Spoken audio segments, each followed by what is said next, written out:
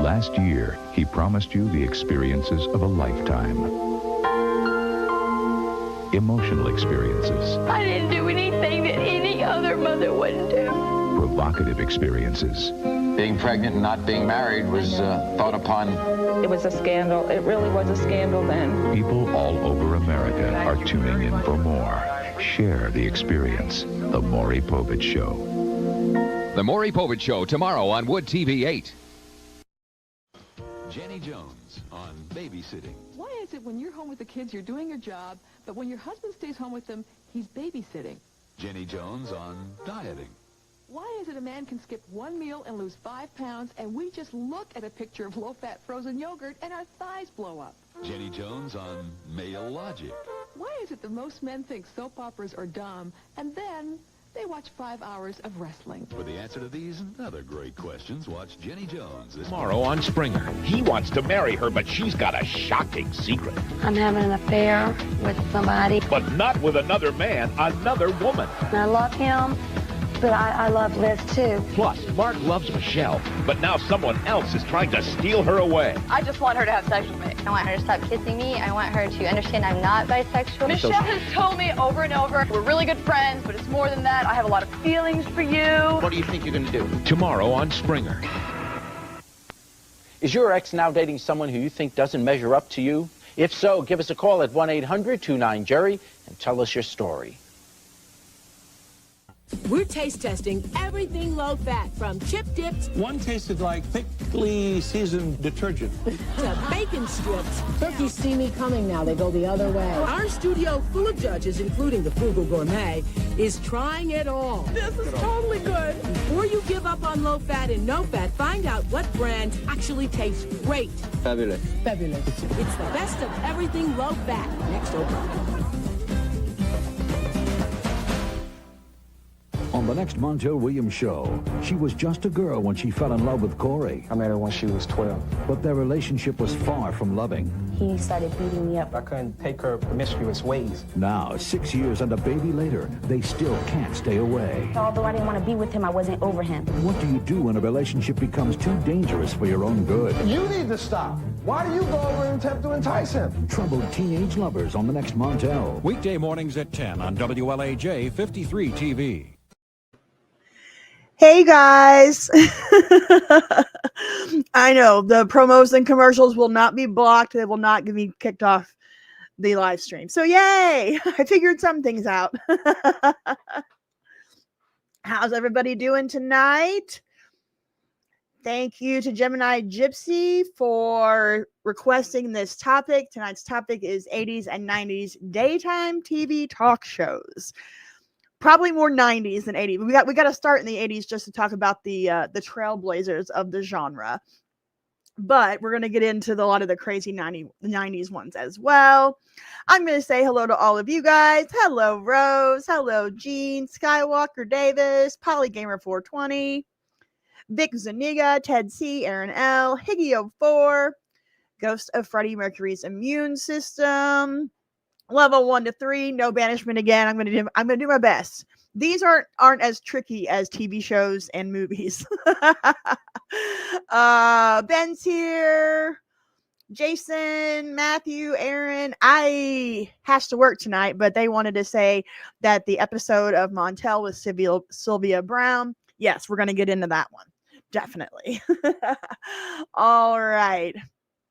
Hope you guys are having a great, good Friday. Ready for the weekend. Y'all got some big plans. I am going to go have dinner with my parents tomorrow, or my mom and my stepdad tomorrow, my brother. And yeah, spend some time with the family. Not only is it Easter weekend, it's 420 weekend. Yay! Let's see. Did Arsenio ever air in the daytime? No, Arsenio was a late night show. He was put on to compete with Johnny Carson and David Letterman and all that stuff. So Arsenio was late night. And we'll probably have to get into some late night talk shows in a future live stream, because that's a whole nother ball game. But tonight we're going to start with the best daytime talk shows of the 90s. Well, first, hold on. I did a video a couple of weeks ago about reality TV before we had reality TV. And so I did a segment on Donahue. So I wanted to start out with Donahue, even though he was not the trash stuff of the 90s, he kind of really was like a pioneer in the genre.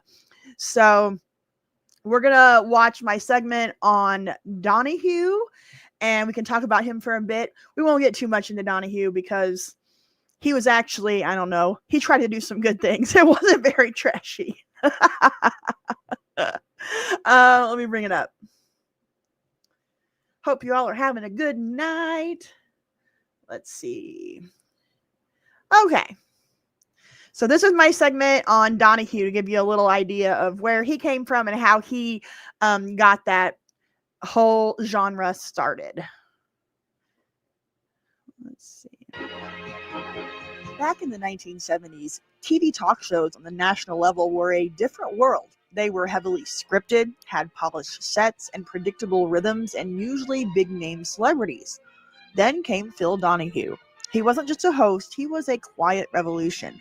Starting in Dayton, Ohio in the late 1960s, Donahue dipped his toes into something new with a broadcast from the Ohio State Penitentiary. But it was in 1974 when he brought his show to Chicago and WGN TV's Northwest Side Studios that TV history started to shift. What made Donahue special wasn't flashy production, it was the opposite. No cue cards, no canned laughter, just a graying Midwesterner with a microphone and a knack for listening. Each morning, Chicagoans watched live on Channel 9, while millions more caught the taped broadcast later in the day across 164 stations nationwide. At its height, over 8 million tuned in daily, drawn to a show that felt unfiltered and real. Their work get legendary guests like John Wayne, Ray Charles, Ronald Reagan, names that echo through time. But Donahue didn't just lean on star power. He brought two ideas that changed TV forever. First, the audience. One day during a break, he noticed the Chicago crowd had sharper questions than he did. So he stepped off the stage, mic in hand, and let them speak. There'd be no Donahue show, he would later tell WGN, if he hadn't accidentally brought in the audience. Those plain-spoken voices tackled everything: race, women's rights, AIDS, topics others wouldn't touch. Then there was the staging. His team placed cameras behind the audience, turning the show into something intimate, almost like sitting in the room. Guests faced the crowd, not the lens, and it gave the whole thing a raw human feel. Phil once said, "We had no desk, no couch, no band, just folding chairs. It wasn't glamorous, but it worked." Chicago gave him the room to breathe away from New York's glare. There weren't many national shows coming out of Chicago, Donahue recalled, and it turned out to be a wonderful decision. That freedom let him take risks, like devoting entire episodes to abortion or AIDS in the early 80s when silence was the norm. Director Juan Weiner saw it too. He said that it gave others the courage to try. Donahue's audience was mostly women, but they found a voice in him, a host who listened like few others. He'd hold their hands, ask their thoughts, and weave their stories into the show. Yet he could turn around and question presidents with the same steady gaze. 8 daytime Emmys later, Donahue left a blueprint for Oprah, for Jerry Springer, for a whole era of talk shows born from his innovations in those Chicago years, giving normal, everyday people a voice, whether it was in the audience or as a guest on the stage. It was a real game changer. All right. There you go. Yeah, Donahue was too adult for most Gen Xers. It was definitely more of a baby boomer type of the show. But I definitely wanted to bring it up because he was the trailblazer in talk shows. He was the one that took the microphone out into the audience, let the audience talk, had the more intimate feel with where the cameras were set up and how the stage was set up, and had the guests talking directly to the audience instead of into the cameras. So it was the show that kind of paved the way for everything that came after it. So I wanted to acknowledge that. And he brought up issues and talked about things that really weren't being talked about anywhere else on television.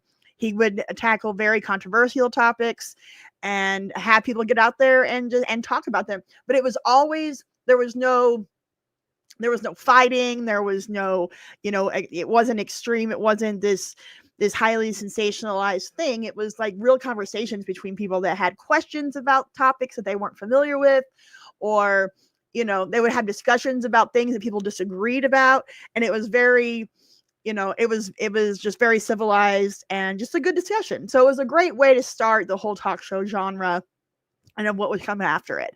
And then, of course, after Donahue came Oprah. And what I find really interesting about a lot of these talk shows is that they came out. Am I going to end my stream with the final thought? That's a really good idea. Thank you. What I thought was really interesting about a lot of these talk shows is that they usually came out of the Midwest. They would come out of Chicago. They would come out of Cleveland and Ohio.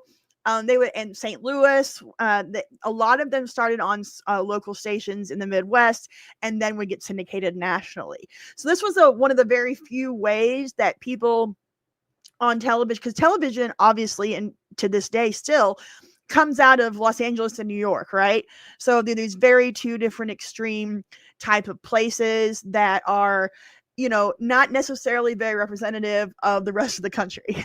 So what I really liked about earlier talk shows in the 80s and in the 90s was that they came out of the Midwest and had different perspectives, different viewpoints, and more of a, you know, flyover country heartland feel from the audience and things like that. So there you go. So Donahue, and then we had Oprah. Now Oprah started in Chicago as a talk show and then went national, and we all know about Oprah. I don't really want to get into Oprah because it's just not really what I want to talk about. Oprah did a lot of things. She started out as a very basic type of a talk show, and then it developed over the years into the Oprah empire that we know today. But so let's get to the 90s, and I'm going to start off with a list that I found on Screen Rant. This is the 15 best daytime talk shows of the 90s ranked. I thought this would be a really good place to start. We can talk about each of the shows that they have as the 15 best. And if there is a show or an episode or something that you really, really want to see, let me know in the comments. I will do my best to get to them. Priority will be given to members and to super chats. All right. So let's get this started. I'll go ahead and we'll read a little bit of the article here. The best 90s talk shows are usually considered tabloid shows, full of drama and outrageous confrontations, but not all of them followed this formula. The 90s was a decade that brought some of the most entertaining daytime talk shows, outlandish, tabloid stuff. The shows ran the gamut and included big names in the business who went on to accomplish tremendous fame beyond the hosting circuit, along with others who wound down their on-screen time once the decade was over. There are a few that stand out as the best of the 90s, so let's talk about those. Up first, sorry about that. We got the Tempest Bledsoe Show from 1995 to 1996. Cosby Kid. She was Vanessa on The Cosby Show. Oh, first super chat. Brian Henniger, $1.99. Happy Good Friday, Natalie. Thank you, Brian. Happy Good Friday to you. Super appreciate that. All right. Uh-oh, somebody was like, I'm out. I don't want to do that stuff. I'm sorry. Don't have to be mean about it. Hello, John. How's it going? All right. So let's read what that has to say about Tempest.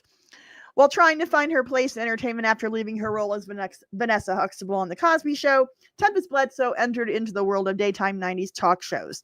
The show entered into the genre in 95 as an alternative to Ricki Lake. However, while the Ricki Lake show was as much tabloid TV as anything, the purpose of Bledsoe's show was to present something a bit lighter, with a focus on relationships and family issues. The show also aired on the same network as Ricki Lake's show, but failed to reach the same audience. Viewership numbers were down, and it ended up being canceled just 1 year later in 1996. All right.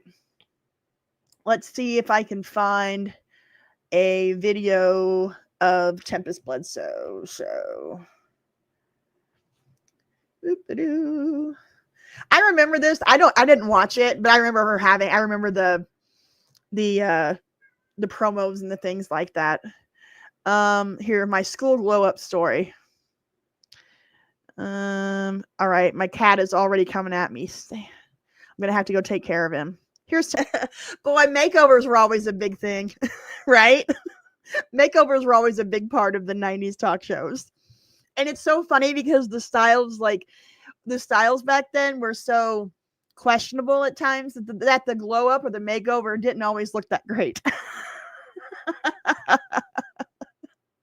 Let's see what they look like now. Oh, hold on. There we go. She used to hurt my feelings all the time. Herman did well. Herman glowed up.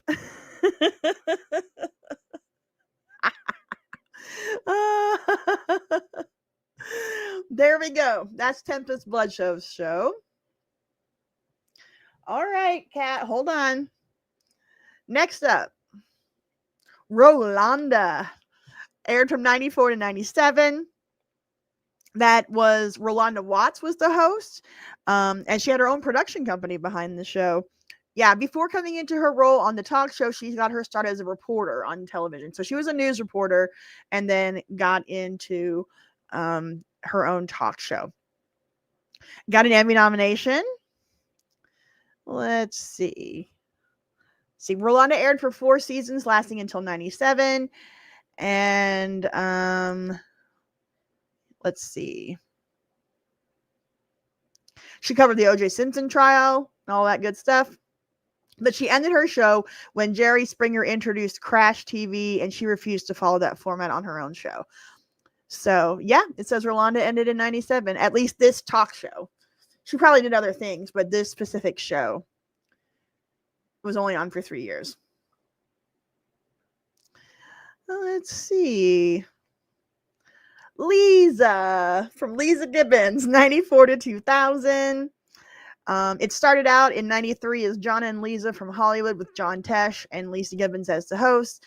But less than a year later, Tesh was gone, probably making his amazing music for the NBA. And the show became Lisa. I remember her as a journalist on Entertainment Tonight along with John Tesh. And then she got her own show, right? The show originally focused on celebrity news and interviews, playing off the work on Entertainment Tonight. But once Tesh left, Lisa turned into more of a traditional talk show. It lasted for 7 years, ending in 2000, and it had 1,270 episodes. One of the biggest areas of focus on the show was crime and celebrity stories. She also got 29 Daytime Emmy nominations and won 3. Alrighty. And again, like I said, if there's any clips that you guys want to see, any specific show that you want me to talk about, let me know in the comments. Priorities will be given to channel members and super chats. All right. Joan Rivers. She had her own daytime show from 89 to 93. The show got its start in 89, ending up a huge hit for 5 years. And went into syndication before taking on this role. Rivers, of course, was a comedian, an Emmy, Grammy, and Tony Award winner. She also had plenty of experiences on talk shows as she subbed for Johnny Carson multiple times, and then had her own late night talk show that she hosted as a rival to Carson. Now, I don't know if you guys are familiar with the story about Joan Rivers and Johnny Carson. Again, she had a late night show before she had the daytime show, and she used to substitute host for Johnny Carson for years. Like, he was her go-to. She was his go-to for his backup if he couldn't do the show. And they were super good friends. And then she got an offer to do her own show when Fox premiered as a network, and they wanted to get into the late night game. And so she tried to call Johnny to tell him what was going on, that she got this offer, and she couldn't get a hold of him. She ended up taking the offer and taking her own show, and it pissed Johnny off. So much so that he never talked to her again. Like, completely cut her out of his life. Oh, here we go from La Histoire to pounds. I need to remember. I need to figure out what that symbol is. Euros? Pounds? Thank you so much, La Histoire. Sally, Jessy, Raphael. All right. We'll get to Sally. Let's do it right now at per your request.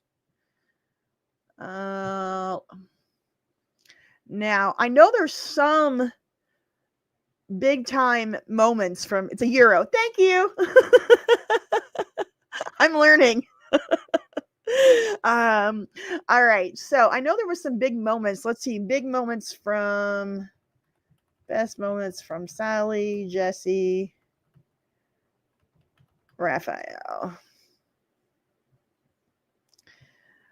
Oh no. All right. Here's one called She's Not My Grandmother, She's My Lover. This is from the channel Nosy. Nosey. We'll watch a couple minutes of it.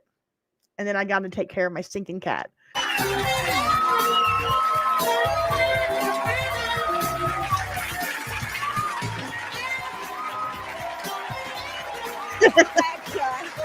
That title should be kind of a grabber. Anyhow, romance, excitement, and passion are in the air today because we are talking about older women and older men falling in love with someone half their age, while there are family members who are strongly disapproving.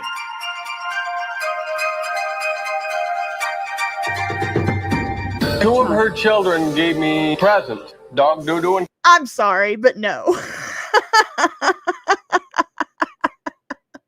I think that was one of the great things about these 90s talk shows is the titles they would give them. Yeah, that was 54. Let's go back and look at that. Hold on. Strongly disapproving. That's 54 back in the 90s.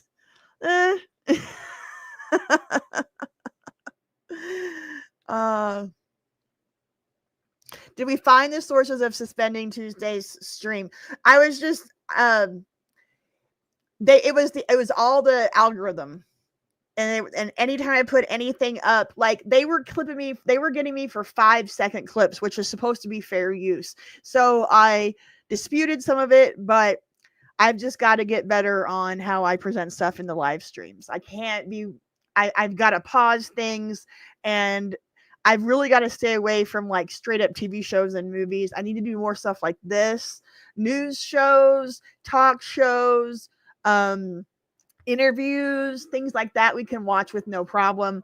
But anytime it's TV shows or movies, I just got to be super careful.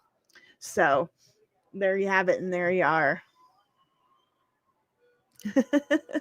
So she's not my grandmother, she's my lover.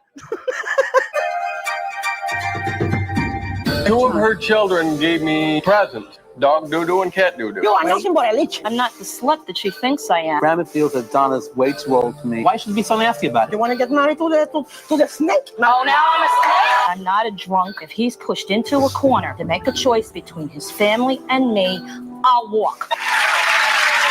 When there's such a large gap, many times it's hard to handle the hurt feelings. Now meet 20-year-old Moses, and this is his 40-year-old girlfriend, Donna. So there's a 20-year difference. You know, you almost look like mother and son. Oh, Lord.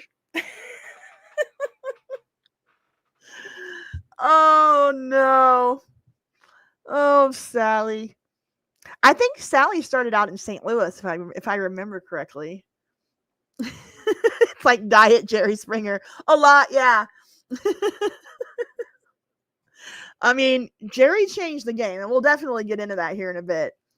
But yeah, like this whole thing in the corner with the title of the show and the logo, that came from Jerry, and Sally copied it.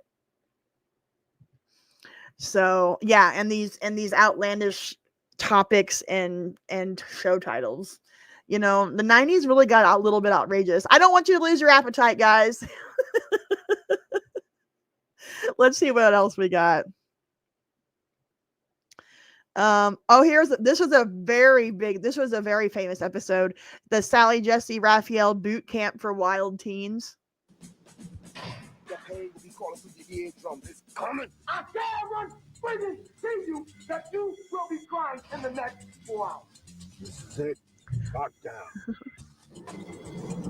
Let's move. Let's go. Let's go. First phase of this boot camp is it'd be awesome if I did 80s game shows sometimes. I have a whole video called the top 25 game shows of the 80s. Definitely recommend that, but we can definitely take that video and make it into a live stream and talk about each game show. That would be a lot of fun. And that's actually something that I'm going to do in the future as when I release a new video, the following live stream after that video, we'll be talking about like going into detail about the different shows and things that I talk about in the video. So we can talk more about it amongst ourselves, if that makes any sense. All right, watch a little bit. Thank you for the suggestion, Steve, and definitely check out my 80s game show video on my channel. I also have a deep dive into the origins of Wheel of Fortune, which is a really good one, and a video about the guy that broke Press Your Luck in the 80s. So I'm a huge game show person, so we will definitely get to that in the future. So yeah, check out this boot camp for wild teens. I'll be right back. I gotta take care of Dale. Search. You're crying now, huh? Time for the muscle. Smile. Say cheese. Mr. 5'1", 25 freaking pounds wet. Come on, fire starter. I know you can do it. Left foot. Good foot. Who wanted the baby? Better not drop him. Which one of y'all want to come to my cell tonight? You, the funny hair. I want no crumbs on that floor. You wax on, you wax off. You crying now, aren't you? Leaving the crap out of my life. Leaving the crap out of my life. We're here waiting for you. And these scared straight stuff I think is just nonsense. It's just so like, I don't know. It's just, yeah, it's so for show and not like, doesn't do any real good. I don't know. Sally Jessy Raphael is 90. Well, that's wow. I didn't think she was quite that old, but yeah, I mean, I guess she was in her 50s when she was doing the show. Yeah, it's over the top cheesy. So like any good that you try to do with shows like this, just, you know, it's all for show and just for spectacle and not for any real help. That's the way it comes across to me. Well, yesterday we met a group of 5 teenagers who were not only disrespectful toward their parents. I mean, you'd expect that if they were sent to us. But they really were disrespectful to our staff, our property, and our audience. So we're going to see what happens to these, well, be nice, say rude teenagers when they decide to come on our show and act impolitely. Of course, these teenagers at the time, this was 2000 here, so all the teenagers in this episode would have been born in the mid-80s. Millennials. Them to boot camp with 2 old favorites, Sergeant Julu and Sergeant Peel. You're going to see how the kids handle a taste of their own medicine when they're put through one of the roughest, toughest boot camps around. I want you to take a look at 12-year-old Renee and 14-year-old David. Renee's mother told us that Renee has a problem. She starts fires. And David's mother told us that he hates women. And we got one that starts fires, the girl, and the boy the boy hates women. I'm sorry. To spend it, yeah, right show to come to. Likes to spend. I'm pretty sure that most boys hate women when they're that age, as it is. His time strangling animals for fun. Okay, no, that's not good. That's serial killer vibes. If you're hurting animals. Yeah, exactly. We do the Cartman from South Park. Whatever, I do what I want.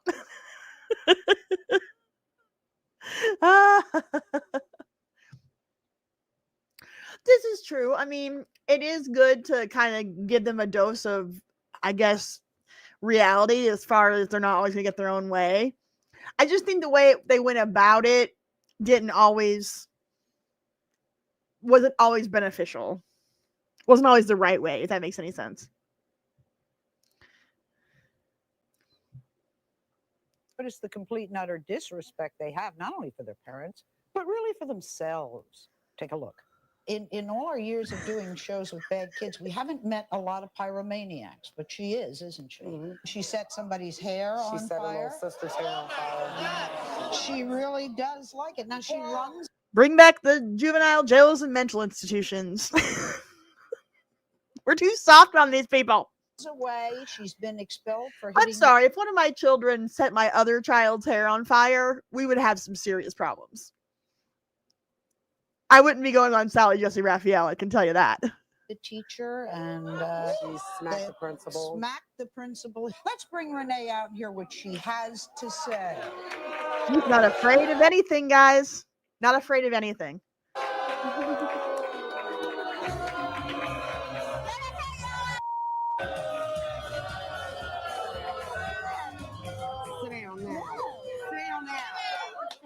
Yeah. Renee, why did you set your sister's hair on fire? Because I feel like too, she made me mad. She was bad, and is it your job to take care of your sister when she's bad? Yeah. Who gave you that right? Exactly. This girl walked so the catch her outside girl could run, right?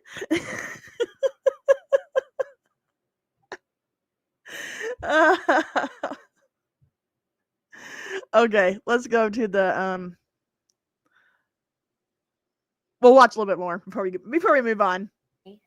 You give yourself the right to things? Yeah.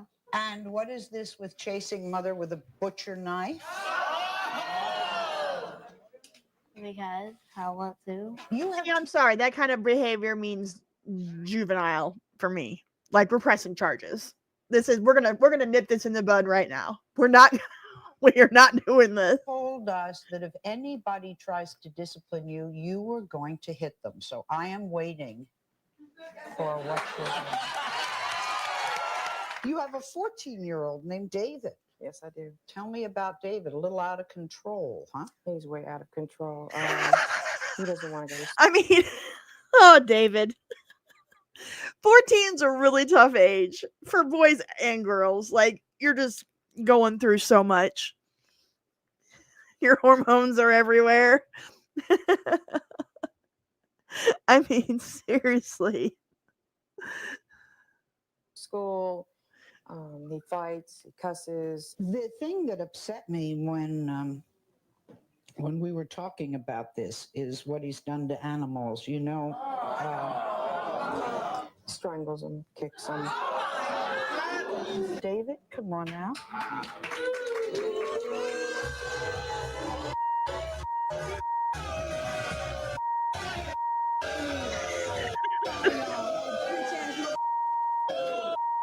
He's very small and wimpy for his size. See, now the language. My child, I mean, again, the parents are to blame for a lot of this. Not all. But it's just gotten progressively worse over the last 25, 30 years. Like, there's no way my child would be allowed to say those words. Especially while he's walking out onto a stage at Sally Jessy Raphael. Oh my goodness, Sally. All right, if you guys want to watch Sally Jessy Raphael episodes, they are all over the internet. They have a lot of the full ones on Nosy and Rewind Me. So, yeah. There you have it, and there you are. That's Sally Jessy Raphael.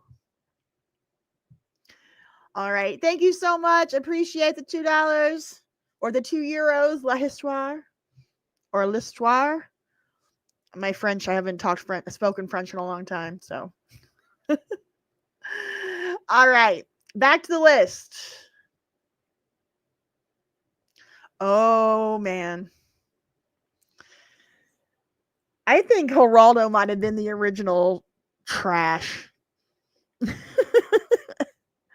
All I remember, I think we all remember when he had the Nazi or the neo-Nazis on and they got into a fight and he got his nose broken. All right. According to Screen Rant, one of the best daytime talk shows in the 90s was Geraldo, hosted by journalist Geraldo Rivera. The tabloid talk show was one of the very first to be dubbed trash TV. And yes, Based on the content of the show, it's easy to understand why. Now, before Geraldo got his own talk show, or maybe it was around the same time, when did he do Al Capone's Vault? Let's see. When did Geraldo try to... Oh, when did Geraldo open? Yeah, Capone's Vault. 86. So after he did that, then he got his... Okay, then he got his talk show the following year. So, the vetting process for Geraldo's guests was non-existent. Thanks to its sensational nature, Geraldo has been parodied countless times, including one of the funniest Family Guy spoof episodes. Yes. Geraldo was no stranger to controversy, as a 1988 episode saw the KKK, black activists, and Jewish activists all in one space. Yes. What naturally occurred was one of the biggest brawls in talk show history. Let's find it, shall we? Geraldo, chair to the face. All right. The reason why I do. This is going to get bad. Here it comes. Ready? Here comes the fight. Sit down.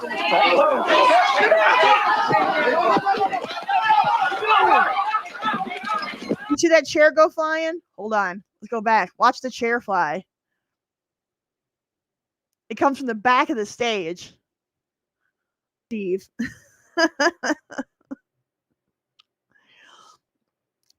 No, Toto, I just talked about this. He didn't have an episode of about Al Capone. He was a news reporter before he did this. So a year before his talk show started, he did the whole special of opening Al Capone's vault when there was nothing inside. That was not an episode of Geraldo. That was just a news special. That was an 80s chair, hard and sturdy. Yeah, it was. That thing went flying. I didn't see it aired version. It cut to technical difficulties. Did it? Well, I guess it would have. Well, Geraldo didn't air live, so this would have to be. I don't think Geraldo aired live. There's no way. It had to be edited this way. Live? Okay, let me ask. Was Geraldo's talk show live? Oh, you were right. Geraldo Rivera's talk show, Geraldo, was primarily live, although it also had some taped episodes. It was broadcast live from the CBS Broadcast Center after the first 3 seasons, which were taped at the Rialto. That's what I'm telling. That's what the AI is telling me. All right. Do we have a what's going on in the chat? Are we having an argument?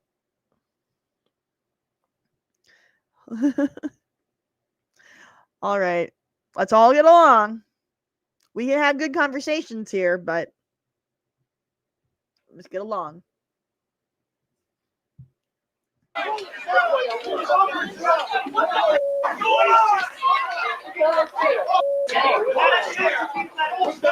There's Geraldo. Yeah, with his bloody nose.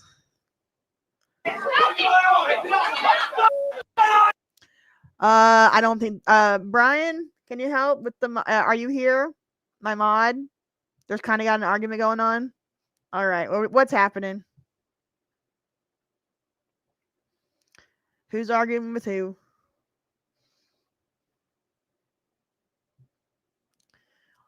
Let's see. You want to do the Capone Vault reveal? I mean, it wasn't really on the talk show. We already talked about Geraldo. Phil Donahue. It's just be Batman. Okay. Where is the argument going on?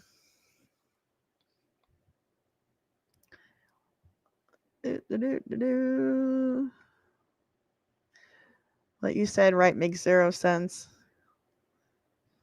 Chair to the face. Nothing's happening. Wants to start shit. Okay. All right. Everybody just calm down. We're talking about 40-year-old talk shows, so. Rush, his show was at night, so we're not going to talk about him today. Morton Downey, I think he was also at night. Am I wrong? Because yeah. All right, guys. If we're gonna be arguing and lying and all this, like, come on. This is supposed to be fun. I don't want to have to kick you guys out.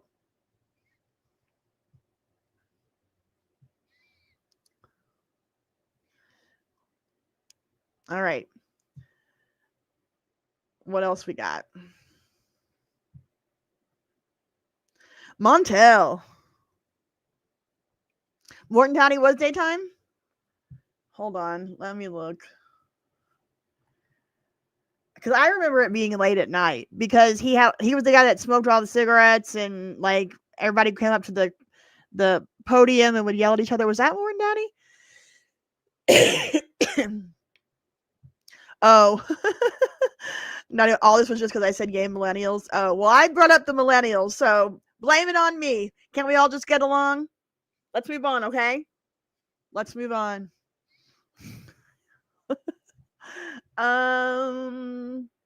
What was I looking to see? Oh, Morton Downey Jr. When did Morton Downey Jr.'s talk show air? Let's see. Yes, it was a shock on the game popularity, 87 to 89. Let's see. When did it air? It just says became a talk show.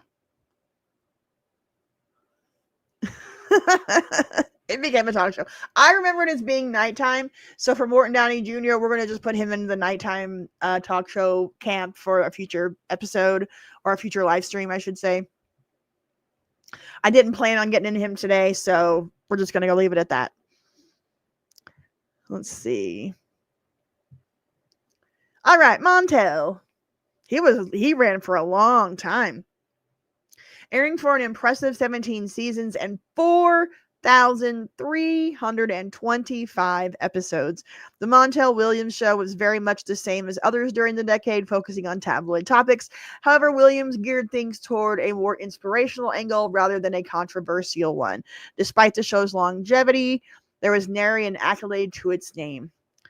Fox finally canceled it in 2008.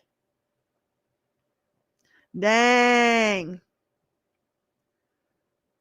So I believe this is the Sylvia Brown one. This is where Sylvia was at, right? If y'all don't remember, Montel used to have this sidekick named Sylvia Brown. And she would come on this show and tell these people, like, just, there was one where she said there was a family with a missing child, and yeah, let me bring it up. Let's get into the details. Montel Williams, Sylvia Brown.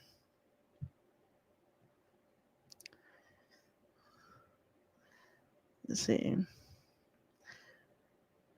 Yeah, so the psychic predicted in 2004, Sylvia Brown told Amanda Berry's mother, Luana Miller, that her missing teen daughter was dead. Berry, her young daughter, Gina DeJesus, and Michelle Knight were rescued from Ariel Castro's home in May of 2013. And Montel apologized for that. There was another one, though. Let's see. Sylvia Brown and Miss Cleo. Yeah. All right, guys. Are we still having issues? Ben, I appreciate you hanging out with us. I hope that there was no... I know we have all very strong opinions about a lot of this stuff, but let's try to keep it civil. This is a nostalgia thing. It's a reminisce. We can talk about some of the stuff that was going on. But there's no need to attack each other in the comments. There's no need to get nasty. This is supposed to be a hangout where we're all chilling out and we're all talking to each other and discussing things. And there's no need to get nasty. Ben, thank you for hopping in. I appreciate it. If you're going to go, I'm so sorry. Let's get it on, guys. Let's do something fun. All right, Sylvia. But there was another one. I'm trying to think. I can't remember the kid's name. I think it. Let me go back because Sean Hornbeck. All right, let's bring that up.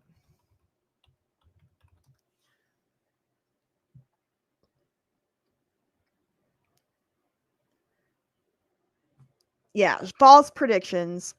This is the big one. Yeah, because this kid was abducted not far from where I live. In 2002, Brown informed the parents of 11-year-old Sean Hornbeck, who had disappeared earlier that year, that he had been kidnapped by a dark-skinned Hispanic man with dreadlocks and was now deceased. But Hornbeck, 5 years later, was found alive. His kidnapper was Caucasian and short-haired. And then we also talked about the Amanda Berry one. On Larry King Live in 2003, Brown predicted she would die at the age of 88, but she died in 2013 at the age of 77. So basically, this lady was just a horrible human.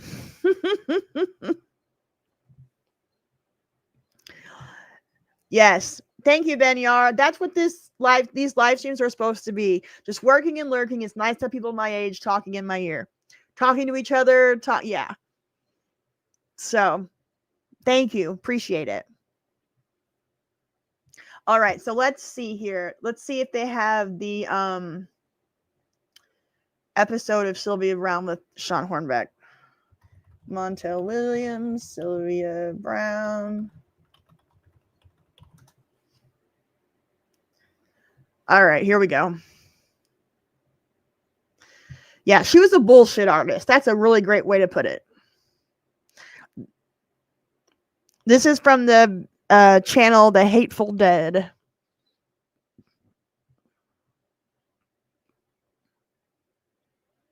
So yeah, on October 6th, Sean went missing. Desperate to find their son and with few clues, his parents appeared on Montel with psychic Sylvia Brown on February 26, 2003.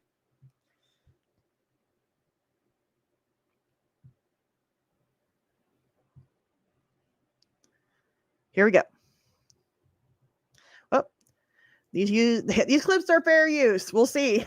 Please welcome Sean's parents, Pam and Craig, to the show.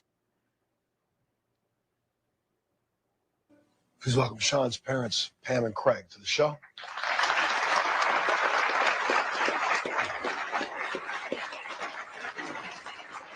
You have done everything, almost everything conceivably possible. Yeah, John Edwards was another one. Another bullshit artist like Sylvia Brown.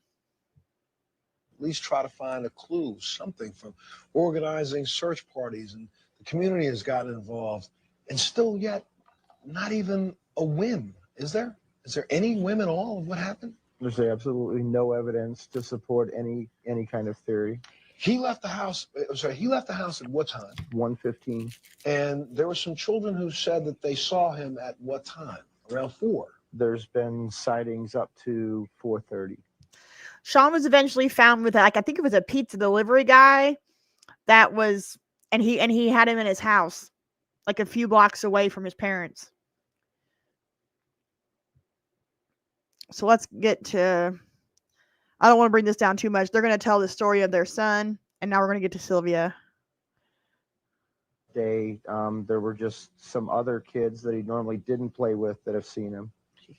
Who did he know, or who do you know of by the name of Keith? Keith? Is it a kid or adult? No, it's a young kid. Because there's somebody by the name of Keith, a blonde kid, who saw him after this 4:30 period. Doesn't ring any bells. Well, I'd ask around, because he doesn't live that far from where the friend is. Do you see what I mean? Seriously though, like, what kind of nasty human do you have to be to go on television and talk to parents that have a missing child and to come up with this kind of stuff? Like, you know, how horrible. I mean, he wasn't a best friend, but he sort of goes in and out of the group. because he was picked up in a blue-colored sedan by a guy by the name of Michael, and the last name sounds like Is somebody who lives in the area? Somebody passing through somebody the area? passing through the area. See, that's not right. The guy lived not far from them. Somebody Was it that Sue? area. Sorry? What was that question? Was it anybody that Sean knew? No. Was he abducted when you say picked up? Yeah, abducted. Yeah. He was grabbed. Grabbed. Is there any better description of the vehicle other than just a blue The sedan? vehicle is a blue sedan, and I think it's a Chevrolet. It's an older Just throwing it out there. Yeah, it was a Chevrolet blue sedan. Chevrolet. It reminds me of what I had years ago, you know, with the tail fins on them, which was what, around 58, 59? So an old model car. Old None of this is true. model car. I think they called them, what were they, Impalas? Could have Were been the Impala. Impalas? Yeah. Pretty sure it was Impala. Is there any kind of a description of the person driving the car? Yeah, the guy was dark-skinned, although he wasn't black. He was more Hispanic looking. Had real long, dark hair. And strange enough, Hispanic, but he had dreadlocks. No, none of that is true. None of that is true. He was really tall and really almost like what you think a basketball player's build would be. No, he was a fat white guy. Oh, this is making me mad. We're gonna move on. Let's see. What's the best episode of Montel?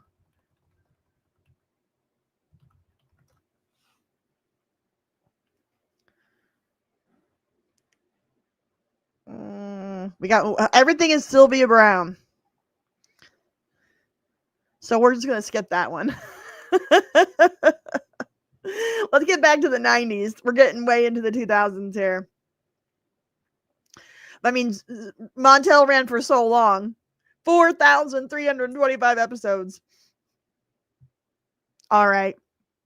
Next up, we remember her well.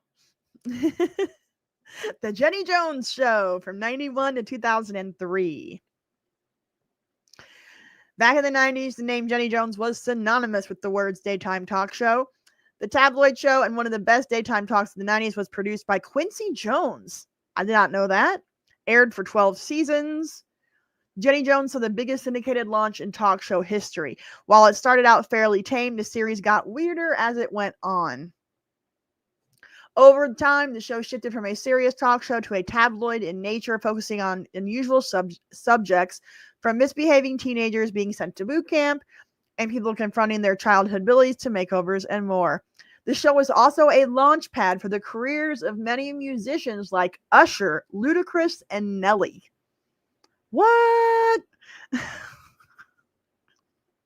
We already talked about Lisa, Sean. I kind of went past her. I didn't. Went past her. But yeah, we're going to talk about Jenny because the most notorious episode of the Jenny Jones Show led to a murder. So, and I think I have a link for that one. Or maybe not. I'll pull it up.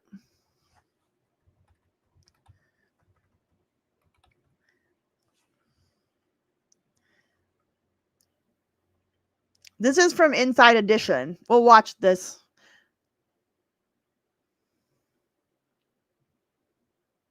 Watching out to meet Donna and Scott. Now, Donna has been helping Scott pursue his secret crush on John. Jenny Jones was one of many daytime talk show hosts in the 90s that had viewers tuning in to watch ordinary people reveal their deepest, darkest secrets. Yeah, that is correct. They never aired this episode because of what happened. And yes, Jenny Jones was a stand-up comedian on Star Search. But one of those revelations would turn deadly. Man, I think I just got a man. Okay, calm down, okay? Okay, why did you do that? In 1995, The Jenny Jones Show taped an episode on secret admirers. 32-year-old Scott Amador revealed he had a crush on an acquaintance, 24-year-old Jonathan Schmitz. The show brought the two together to see if there was a love connection. Well, guess what? It's Scott that.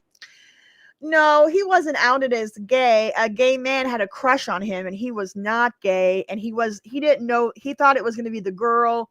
He was basically blindsided by all of this in front of an audience, and he didn't take it well.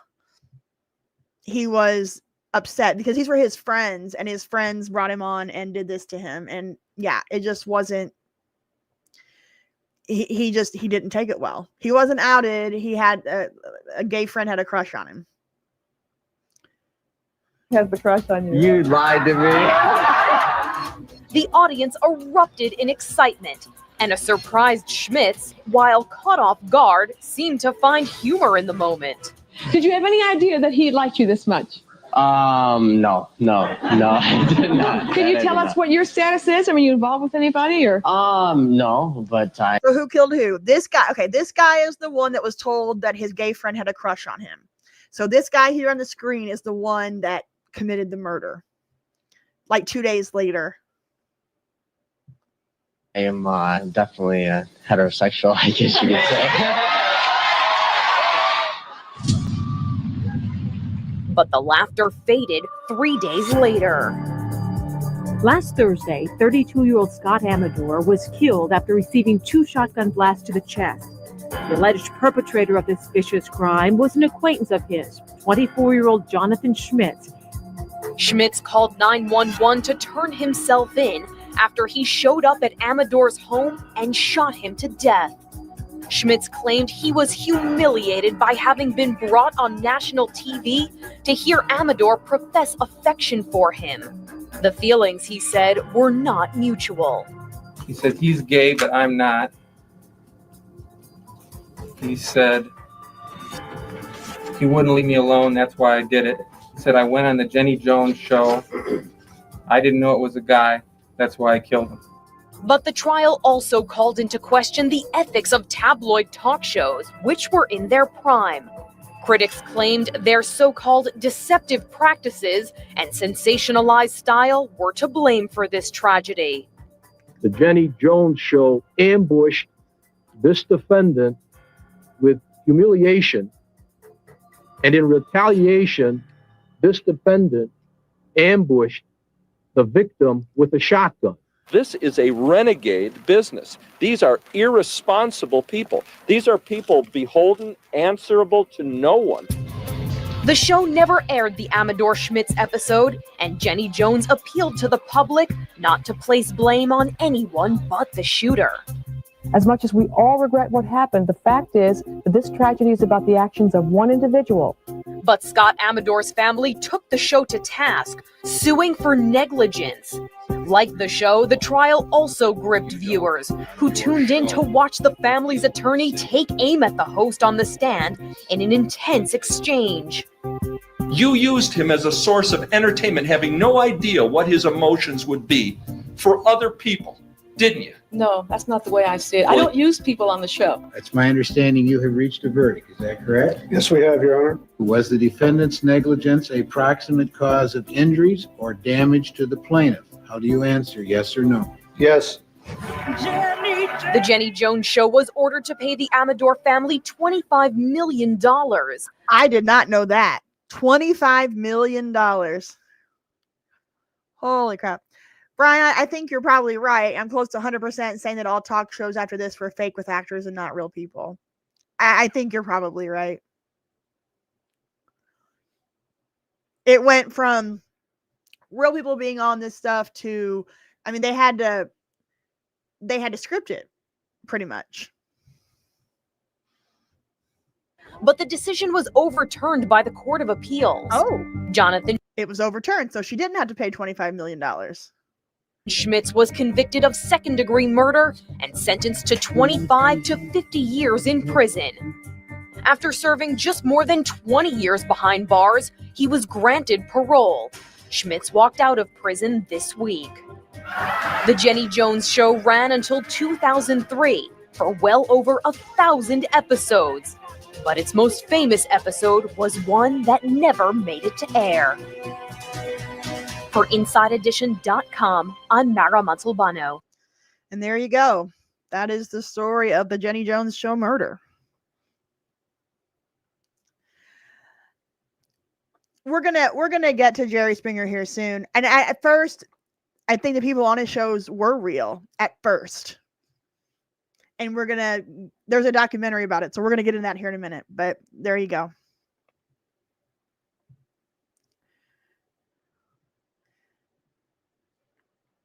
Jenny Jones. We already talked about Donahue. And here we go. Just Cheaters count as daytime drama. I mean, Cheaters, it's not a talk show. That's just a daytime crazy syndicated show. All right, let's get to Jerry. This is going to take some time. Jerry Springer is by far the most recognizable name in daytime talk shows, one of the most popular of the 90s, and one of the best, according to Screen Rant. This Jerry Springer show is so popular over its 27-year run that it spawned 3 spin-offs. But believe it or not, Jerry wasn't always a tabloid talk show. The series started out focusing on political issues, but poor ratings in season 1 were behind its drastic change. The mid-90s is when this series made a turnaround and started focusing on salacious topics like incest and adultery, leading to some of the most famous Jerry Springer fights and brawls the series is known for. Let's see here. So yeah, definitely Steve the Bouncer got his own show. There's a couple other ones. Let's watch an early episode of Jerry Springer so we can see what it was like when it first started. So early, and I'm sure you all know that Jerry Springer was the mayor of Cincinnati before he was a talk show host. He was also a news reporter. And I think he lost his gig as mayor because he paid a prostitute with a check. I think. Here we go. Here's the first season of Jerry Springer. You knew when you were talking with the Iranians about getting the hostages back, that is exactly what the President of the United States had said on television. We will not deal with the terrorists. He was telling other countries, please don't deal with the Iranians, don't deal with the terrorists. Yeah, and even to this day, in his own Holy memoirs, President Reagan says,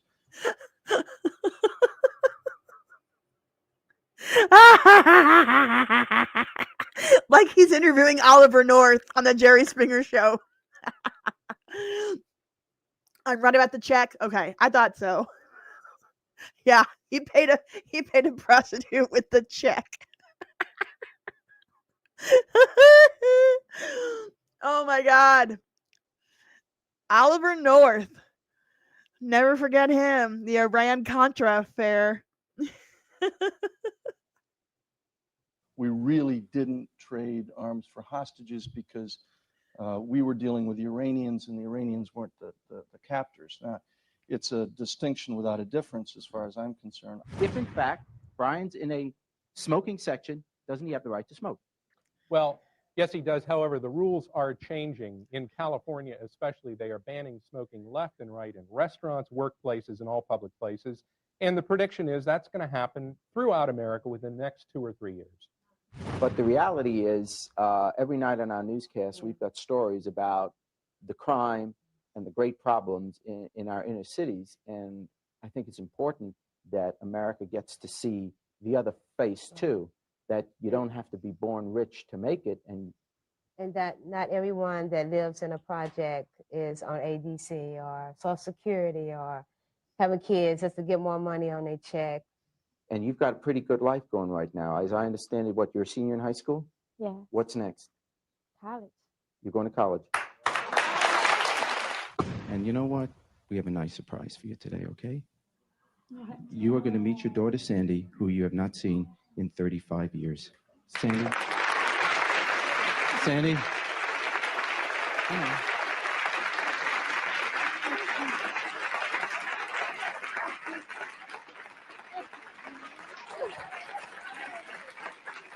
So this is what Jerry Springer looked like in season 1. Needless to say, it made some big changes. Now, for those of you that don't know, there is a documentary or a docu-series on Netflix about the Jerry Springer Show, and we're going to watch the trailer for that. I will be sure to pause it every few seconds so we don't get kicked off. All right. Let me get that up.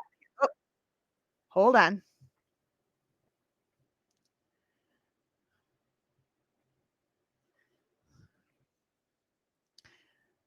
Okay, the series is called Jerry Springer Fights Camera Action. It is on Netflix. And here is the trailer.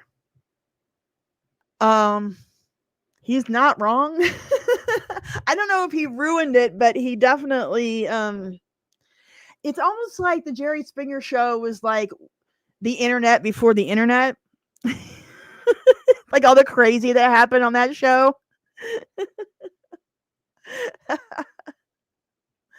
Oh man. It's just, did he cause the crazy, or did he just give a platform to crazy?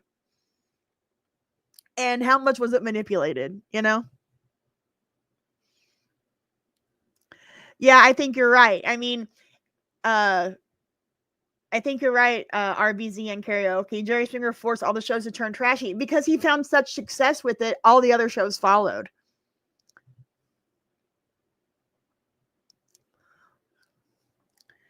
I mean, Morton Downey Jr. again, he maybe, but he was. You gotta. I think those of y'all that are from like the New York, New Jersey area, Morton Downey was not national for most of his run. He was up there in your area. The only reason I know who Morton Downey Jr. is from a person from the Missouri, from the Midwest, is that they played his show on WWOR, which was on national cable.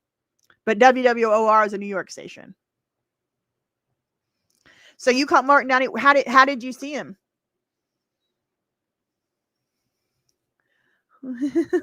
We'll get some more. Okay, I promise we'll get some Morton Downey here in a minute, but we're gonna watch the rest of this. We're gonna watch the rest of the Jerry Springer trailer.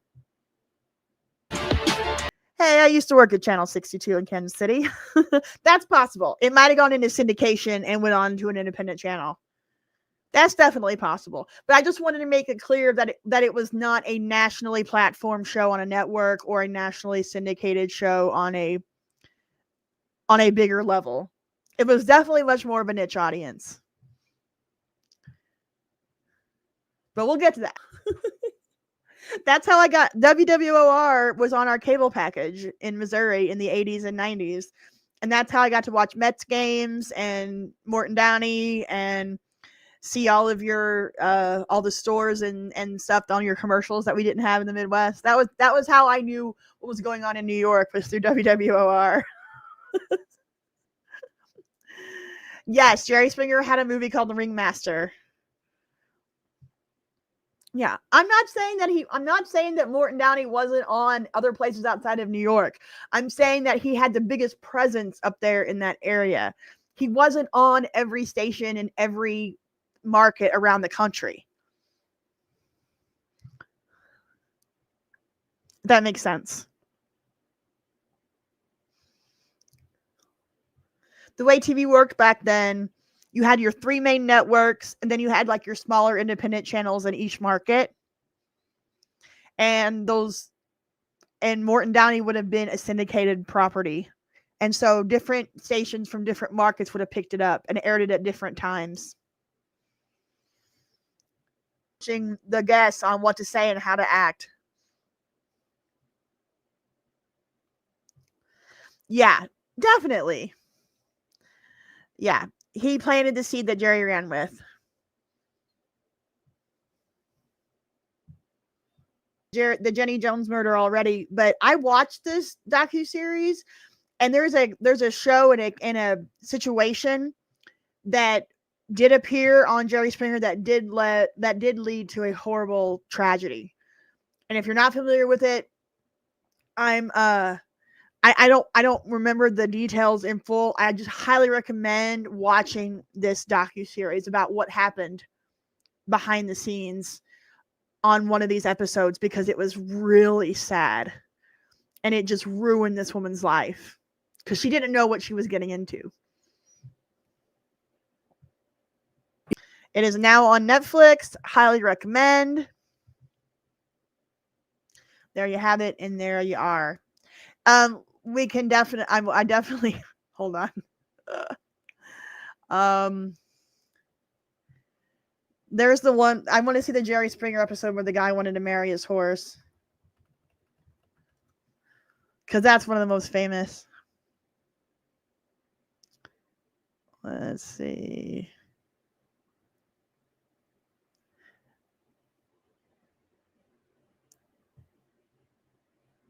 Let's see. We have him recalling it, but I don't know if we actually have clips. Let's see. It's funny you mentioned the guy who married the horse, because as great as your shows are, I like the titles just as much. So I'm going to read you a few of the titles from your shows, some shows you've done, and I want you to tell me the first thing that comes to your mind, all right? Okay. But I need a little music. Want to set the Yes. mood? Oh. The first one happens to be, it's a real title from one of your shows, I Married a Horse. Well, this actually happened. I'm not allowed to know what the show's about. So they hand me a card like yours, which I carry, but all my card has on it are the names of the guests. I didn't know that. I never knew that. Yeah. So Jerry didn't know what the show was going to be about before he got handed the cards to go on stage. Wow. And then I'm supposed to ask questions that you would ask sitting at home watching and then make jokes. Okay. But I never know what the subject is. So on this particular show, we got this guy, Bob, sitting there. I'll say Bob. I don't remember what his name was. Bob, what's going on? That's always my first question. And he says, well, I'm having trouble with the neighbors. What's the problem? Well, they don't like my wife. What's wrong with your wife? No, I don't know. She doesn't make any noise. She doesn't talk to anyone. So this is going nowhere. So I figure, oh, this is boring. I look at the next name on the list, and it says Pixel. Well, let's bring out Pixel. And out comes this horse. Now, Are you putting it together at this point? No. I'm thinking that his wife fell off the horse. You don't think, oh, gee, that's his wife. So I'm going, oh, my God, someone check backstage. And then the producers start yelling at me, no, that's his wife. Oh, my God. I really, really want to see this.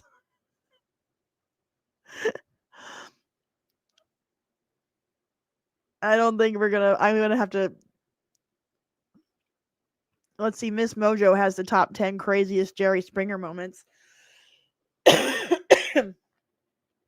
Oh, well.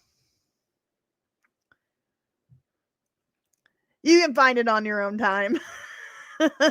Yeah, I know. It's Jerry Springer that led me to think America's in trouble. You're not wrong.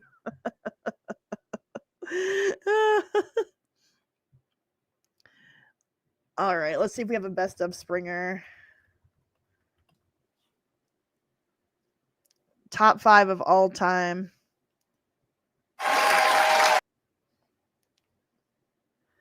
I stole your dog and your man.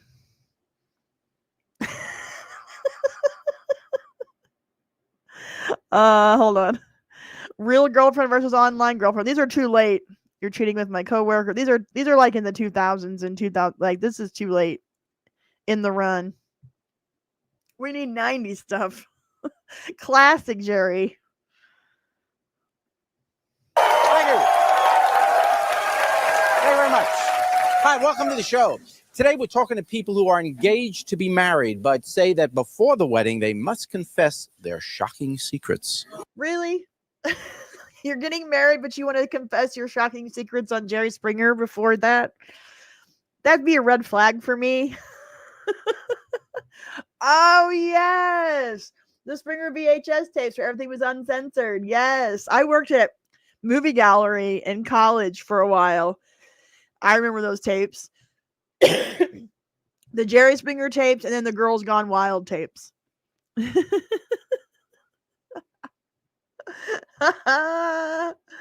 My goodness. Good stuff.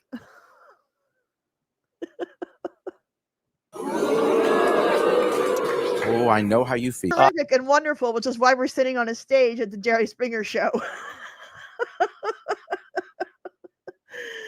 Hey, Chosen Nightwolf, I'm doing good.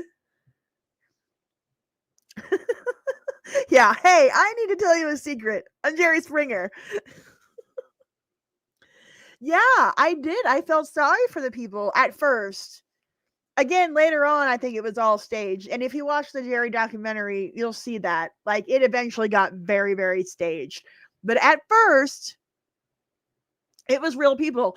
And it led to an absolute tragedy about this woman. Her life was destroyed. And you've got to see, because she didn't know what she was walking into. I swear, watch it. It's so sad. Brian, $1.99. It was terrific and wonderful, but that will change. Ooh, that'd be a twist. Thank you for the $1.99, Brian.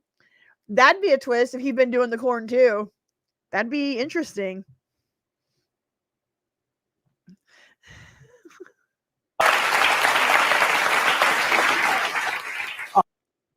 Yes, I'm talking about the mom on the Jerry Springer docuseries, the story about the mom.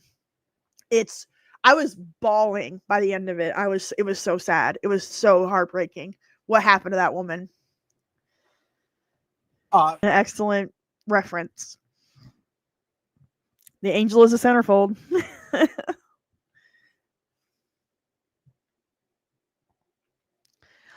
Yeah, you know exactly what story I'm talking about. I wish I could just show it. I wish I could show that part of the docuseries so people would understand, but I can't get into it. And I don't remember the details well enough to recount it. But please just watch the docuseries on Netflix to see what happened to this woman. She was so blindsided about what happened on the stage that she walked off the stage, and she was an older woman. Like, she was, I think, in her 60s maybe at the time, and she was not aware of what the show was. She walked off the stage, and they wouldn't pay for her airfare or a car back home because she refused to come back on the stage. And so she got stuck in Chicago, and it's just, you just got to see it. Did? I was in LA, and when you thought I was... I don't know.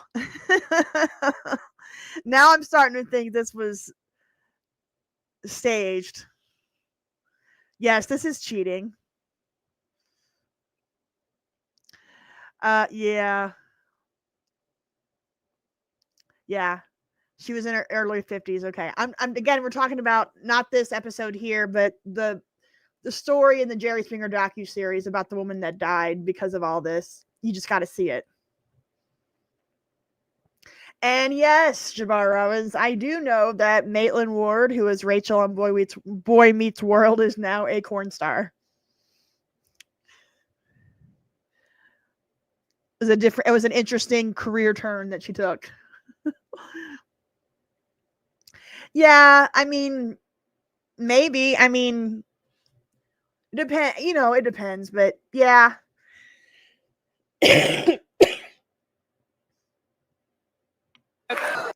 What is wrong with these trifling women? They're giving us a bad name. Oh, Lordy.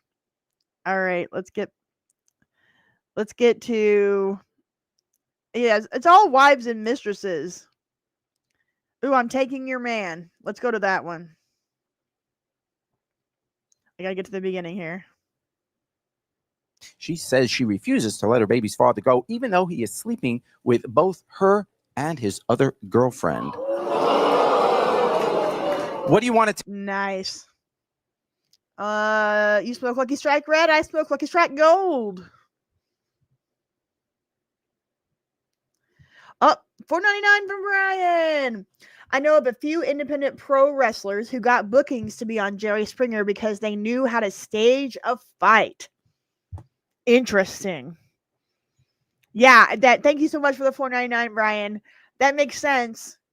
I mean, once they brought the bodyguards in and Steve and all that stuff, and they like fights were expected, right? Yeah, to stage fights. Thank you for the comment. That's interesting.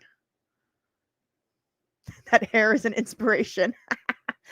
Do the Cartman episode. I'll probably get taken down if I try to play something like that.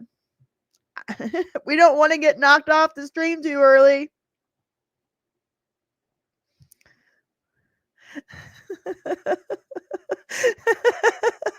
You know it. I just have, it just makes me mad when women do this kind of crap. They think they're all sexy and like, oh, I'm so cool because I do all this stuff. And, and it's like, meanwhile, this really nice guy here that wants to marry you is just like being shat on national television.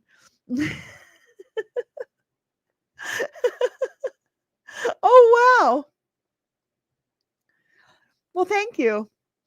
I did. I worked at Channel 6. That my first job out of college was as the marketing and research director of the WB in Kansas City, Channel 62.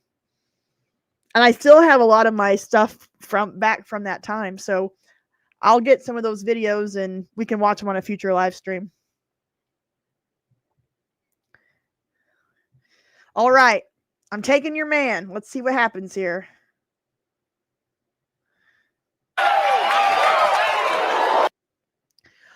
Yes, I do have a Facebook group. The link is in my channel description.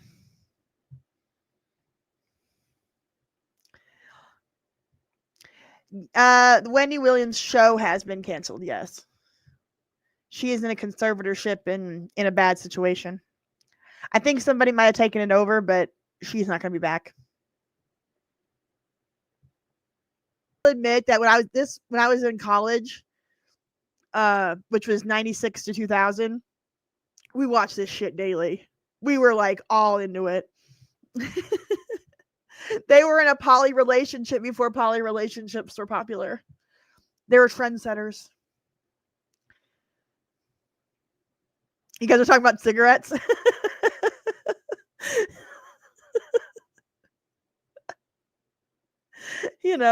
I like to add the cigarette smoking to my live streams because it just brings back that 90s hangout vibe where everybody was smoking cigarettes and weed.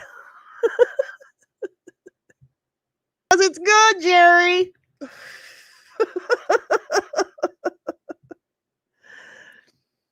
That's awesome, Sean. That's how I feel about it, And the cool thing is that you don't have to smell it if you don't like it, So it works out to have a smoking safe space on a live stream.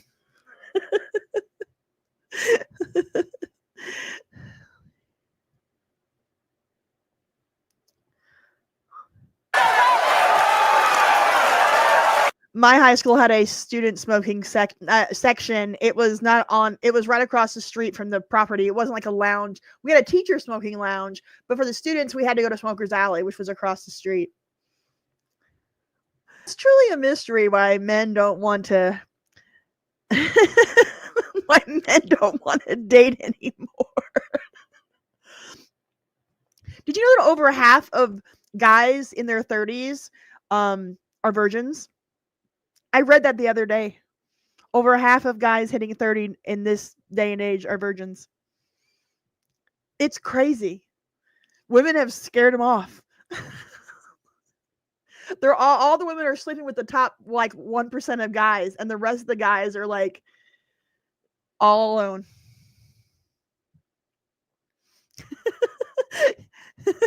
I would date, but my wife don't let me. Where did I read this? It was on. Oh, hold on. I'll bring it up.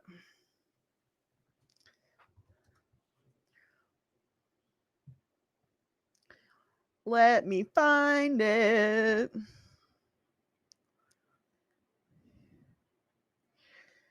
If I can find it. I probably shouldn't have said that without having the stats to back it up where I found it. It was from Rudyard. It was from a Rudyard Lynch video explaining why 2/3 of young men are single on the Dad Saves America podcast, and then they had links from that, and I read about it.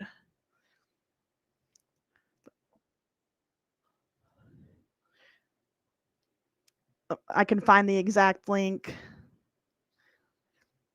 If you want to watch the video, yeah, very careful, but Rudyard Lynch is one of my favorite historians, and he really focuses on this stuff. Yeah, it's true.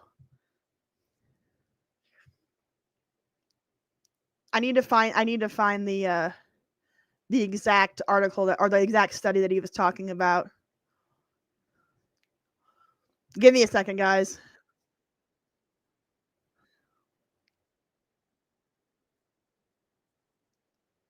Hold on, I'm going to find it and show it to you. At least I'll show you the guy that was talking about it. And then you can go down the rabbit hole yourself if you'd like.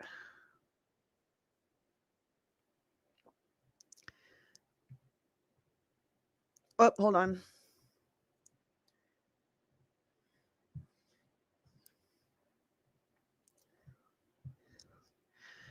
So this is Rudyard Lynch. He's like 24 years old and he's a historian. He has a channel called The What If Altist.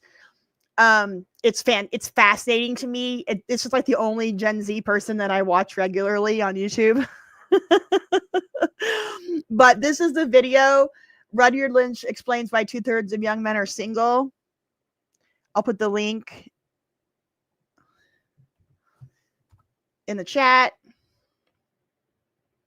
And you can go down this rabbit hole. He'll refer to all the studies and things that I went and read. Let's get back to 90s talk shows.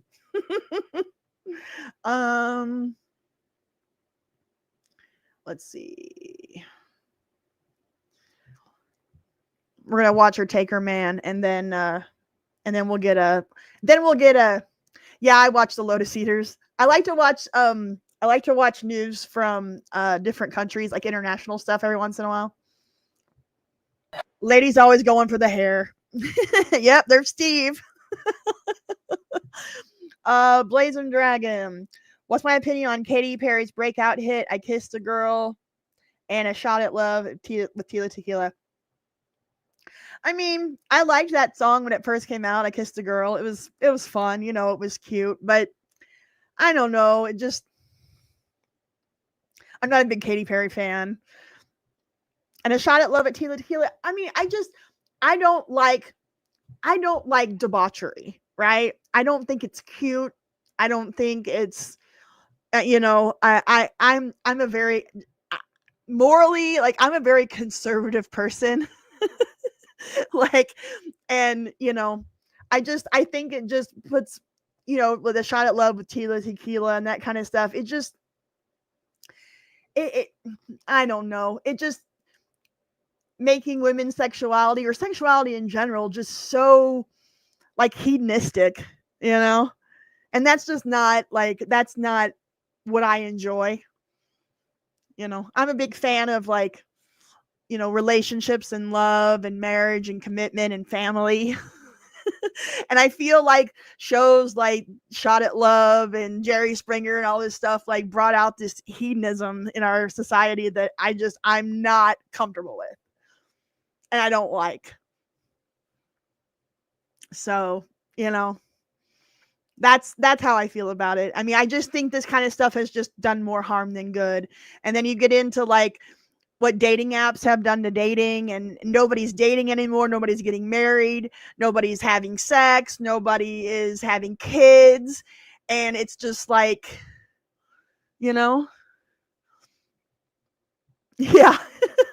That's a whole nother stream. Did Katy Perry really go into space? Have we ever really gone into space? Bye, Day One Walks. let's see. I hated it from hearing it. I knew it was gay baiting. Yeah, I don't know. I don't know really much about that.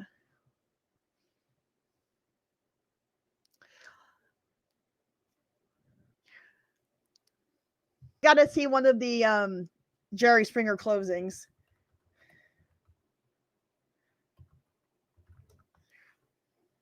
Some final thoughts. You ready for some final thoughts? Let's hear some final thoughts from Jerry Springer. Joe, and good luck to you in the decisions you make. Hope you find some happiness. You know, the sadness of a lost relationship is bad enough, but too often we add anger. I mean, how dare this person who so occupied my life and heart leave for somebody else? It's a theft, a personal assault, too much for our ego. And we lash out at who we lost and the person who took him or her.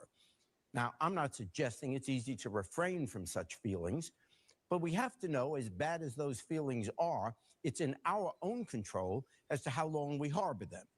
The truth is, we don't want that person back. I mean, who wants to be in a relationship with someone who doesn't love you? Why are we fighting? Exactly. Well, you built a whole show on it, Jerry. Fighting to get this person back. It may have once been good, but it isn't anymore. No, don't let this person continue to hurt you. Let it go. Find someone who will love you back. Then you can have the happiness you want and deserve. As for the lover you lost, you don't love him. You only loved who you thought he was. You're better off moving on. Till next time, take care of yourself and each other. There you go. Jerry Springer. Yeah, exactly. 15 minutes of trash and a 2-minute soliloquy to make himself feel better. Absolutely.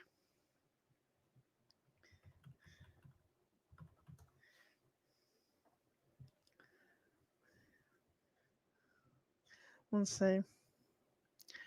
Oh, okay. She and others would use Tee on Buy to get queer rainbow dollars, and then a few years later, it was a phase. I see what you're saying. I mean, yeah. You know, I just think I have a real problem with somebody's sexuality or sexual identity or whatever being the main focus of who they are as a person. It drives me bananas. And when they jump on trends like you're talking about to get rainbow dollars or whatever, and it's like, yeah, I don't know. Just the way that sex in general and sexuality has been part of our culture in the last 20 or 30 years has been a little, I don't know. I'm not a prude. Like I like the Usher, the Usher thing of the lady in the street and the freak in the bed kind of a thing. Like that makes sense to me. But lady in the street, right? Lady in the street.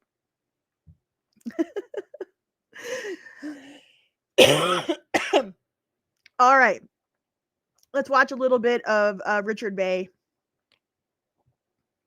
This was another one that was on WWR.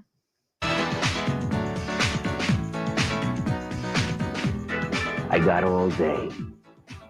What's it gonna be? I'm a thief. Confess! Confess!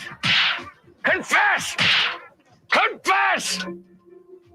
Everything we do on my show, we steal from the Richard Bay show. That's all right, Jerry. Don't worry. They all do it.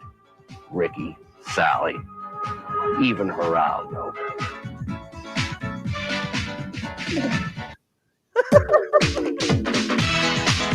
Well, he went after Jerry hard there, didn't he?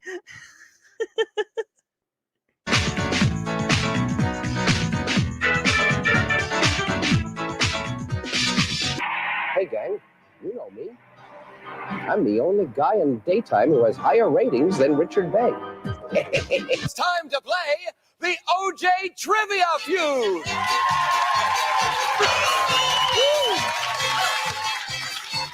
All right, let me bring on my assistant for this game. Please step on up, sir. Our first category, please, sir, if you will.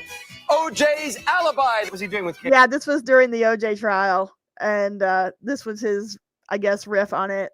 That was Judge Lancito. Cato. He was going to do the alarm and he went to McDonald's. Went to McDonald's, that's true. He was eating with Cato Kalin. Number 4, please. Eating with Cato. Yes, I think they both had Big Macs. Is Yeah, that right? they did. All right. Drive-through. And he loaned Cato the money. All right, that's please. Did they have it with special sauce or without? Our next category coming up is evidence against OJ. DNA! And what does DNA stand for? Well put, Blazing Dragon. When it's their whole personality, it's just too much. Chasing trends for validation. Yep. Never heard of this one. This was another big one up in the New York, New Jersey area.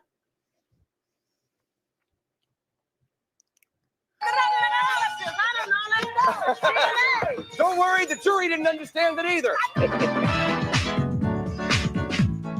All right, men. Heads down. Heads down. Keep it low. Keep it low in formation. All right, everybody accounted for. Step up here, soldier. Hey, Sergeant Dick Bay here, with a ragtag platoon of guerrilla fighters. You see, all these men have wimped out. Their dictator wives have them in control and disciplined. You all right, soldier? I just can't take it anymore. My wife tells me what to do. I just can't take it anymore. Snap out of it! I think he was the only one that did these little skits, like, right? He added a little pizzazz to his talk show. Don't worry, son. It's gonna be all right. I know your wife tells you what to wear. She tells you where you can go.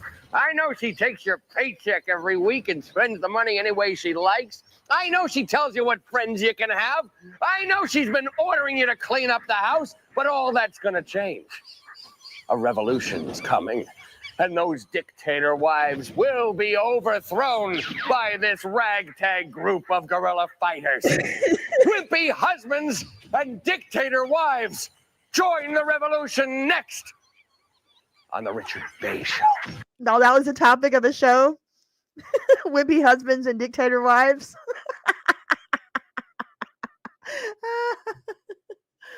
Okay, let's get back to the list. We already did Sally. Oh, yeah, guys. Here we go. The Maury Povich Show. Eventually just changed to Maury. The tabloid talk show is one of the only few that's still going strong to this day. Is it?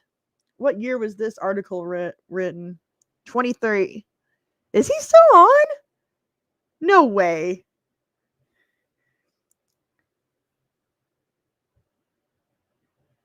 Is Maury really still doing a talk show?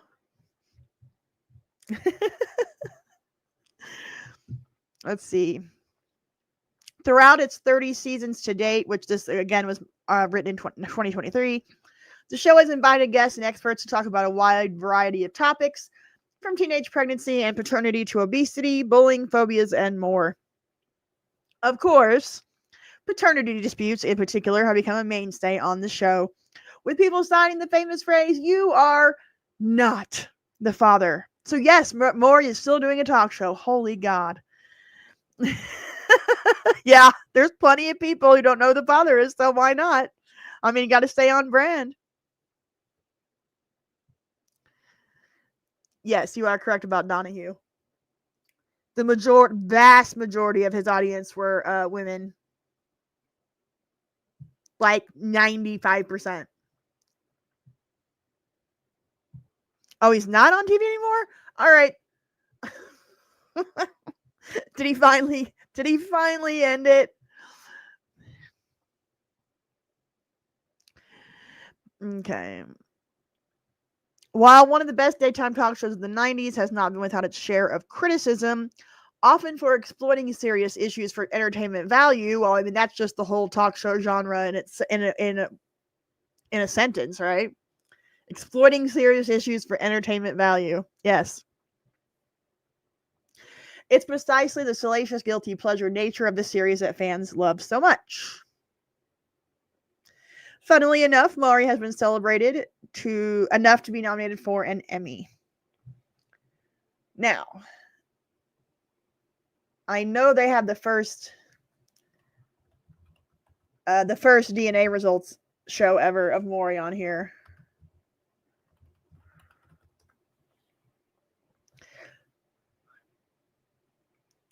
All right. I'm gonna bring it up. Today, we're going to be giving paternity tests to the men those mothers believe to be the fathers of their children. And by the end of this hour, no more doubts, no more accusations, just the hard truth. Now, when young parents are involved in paternity fights, it can infect the entire family, especially the grandparents. Now, this is Lisa and her mother, Teresa. Now, Teresa says she's furious at... Here's my issue with the whole DNA test and the fact that so many women have been banging so many guys that at the same time that they don't know who their baby daddy is appalling. And then they're like, and they're not like ashamed to get on a TV show and like talk about it. Well, it could be this guy, could be this guy, could be this guy. Like, ma'am, keep your legs closed. It kind of upsets me that this has become such a common thing. Like, it just doesn't even faze us, right? According to Wiki, Maury's last episode was September of 2022. Okay. So yeah, this is the very first DNA test from the Maury show. At a guy named Dana, because Dana denies being the father of her granddaughter, Sarah, Lisa's child. How do you feel about Dana? I hate Dana. Hate him? Yes, I hate him. My granddaughter's a year and a half, and he's never bothered to see her. He still is, I believe. They were married for decades. They've been married for decades. Let's find out. Are Maury Povich and Connie Chung still married? Yes, they got married in December of 1984, and they're still married to this day. They have a son, Matthew, who is 28 years old.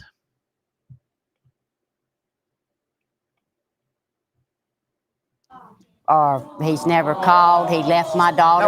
No, wait a minute. He left my daughter when she was pregnant, and she had no means to support him. She's had to work 2 jobs in order to do this, and he just... So did you go over to Dana's mother's house one time? Yes, I did. Why'd you do that, and what'd you say? I wanted to go over there because I wanted... My daughter needs... well, she don't really need help from him, but I just wanted her to make her son be responsible for And what'd you tell his mother? I told his mother that, and she told me that she did not believe that Sarah was her granddaughter. How long did you go out together? We didn't go out very long, but he was the only one that I'd had sex with at that time. Right. So there's no doubt that Sarah is his daughter. Doubt. Okay, let's find out. Let's bring Dana and his mother out. All right, here they are. Fine. And we got to get the moms involved, right? Lord have mercy. The biggest liar in the state of Georgia. You're a liar from this far down. Wait a second now, ma'am. How are you? Hi. Nice to see you. Dana, how are you? I want to tell you something. My daughter is my daughter. And you've been running your mouth saying you want to buy my daughter. I never said I was not my daughter. Well, you will find out. You look at that. You will find out. It took 2 of us to make her, and it's going to take 2 of us to support her. No, you're not wrong. This is definitely trailer park drama. I mean, yes. I mean, let's be honest, people. Like, you know, socioeconomic status is a big thing when it comes to the guests of these shows. It's definitely not millionaires and billionaires, as sad as it is to say. And I know that they get paid to come on these shows, right? I know they did on Jerry Springer. I'm not sure about Maury, but I know that Maury pays for their tests and stuff. But yeah, you definitely see a certain demographic.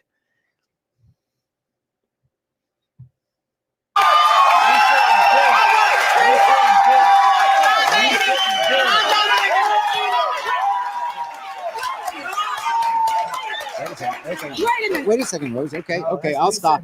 I'll stop No, them. I'm sorry. I'm going to give you a chance to talk. You don't all right? know who I had sex with. Let me get it. I agree. I definitely agree. That's a meme haul. Good call.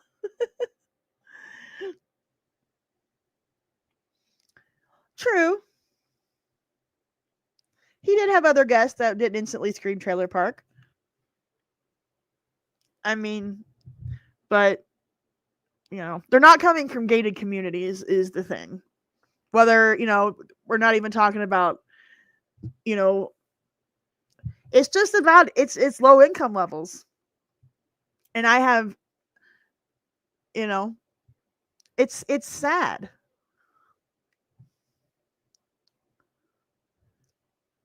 Yeah, I got that. He's been off for a couple of years now. That's a really good question. I wonder what they think of themselves now watching these back.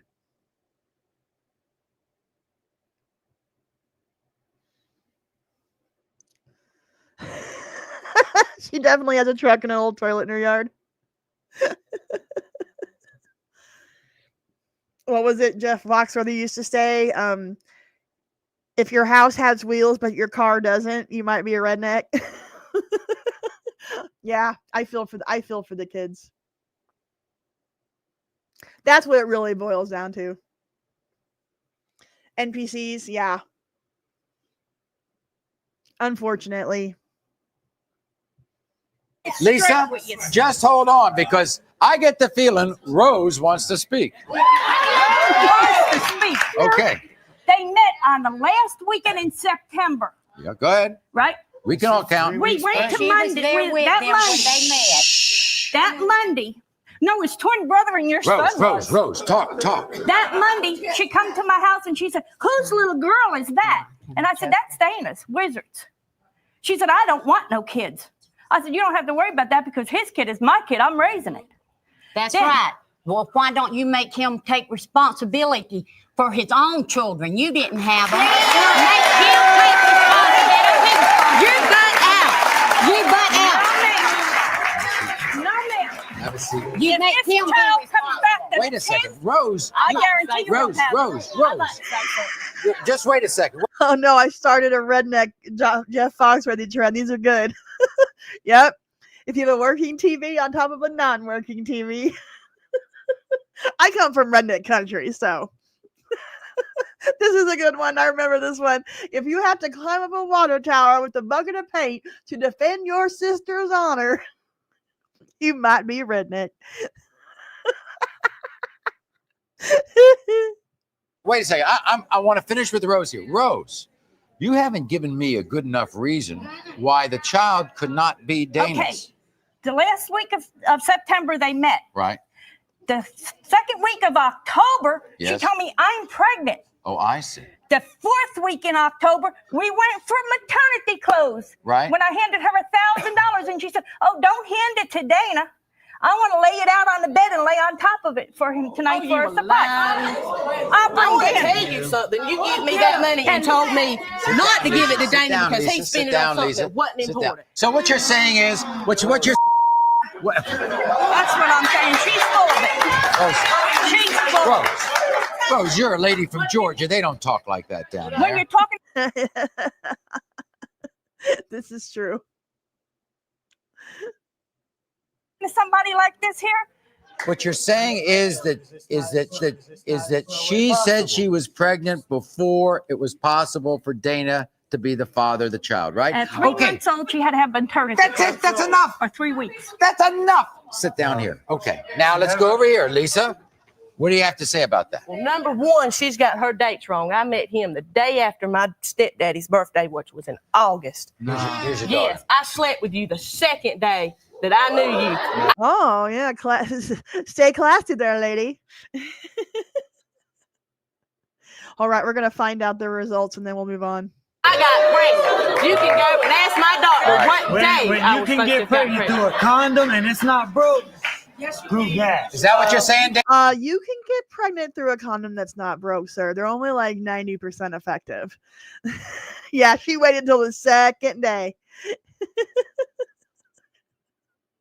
Really showed some restraint.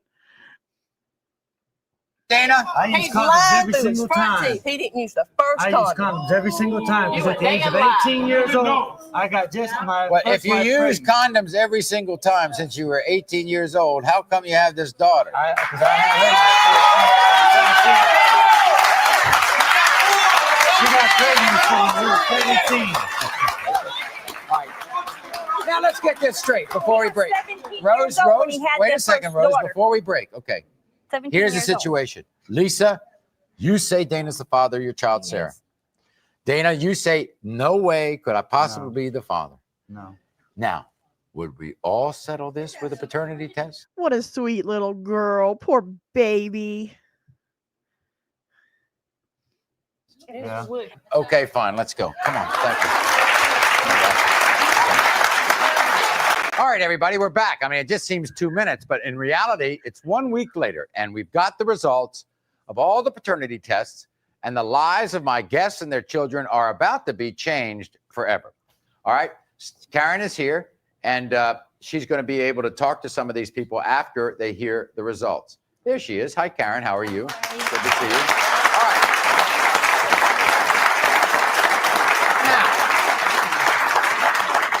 Let's go back and talk about these cases, all right? First, we have Lisa and Dana and Rose. And what we found out is that, Lisa, you believe that Dana is the father of your child, right? Yes. That's right. And Dana says no. And Rose, Dana's mother, says no. Right. Okay.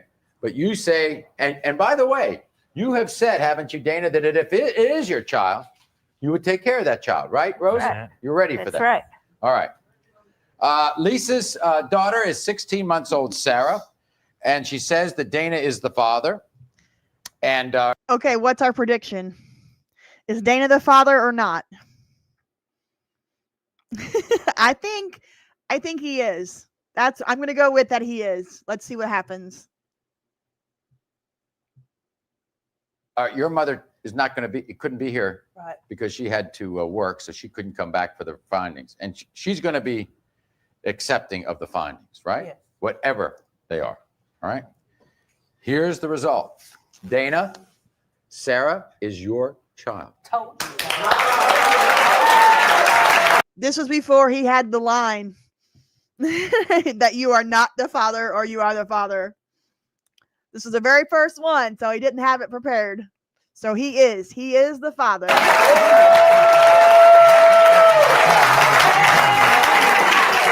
Oh, Meemaw over there is looking a little flabbergasted. Let me ask you something, Mary. Yes, okay? Sure.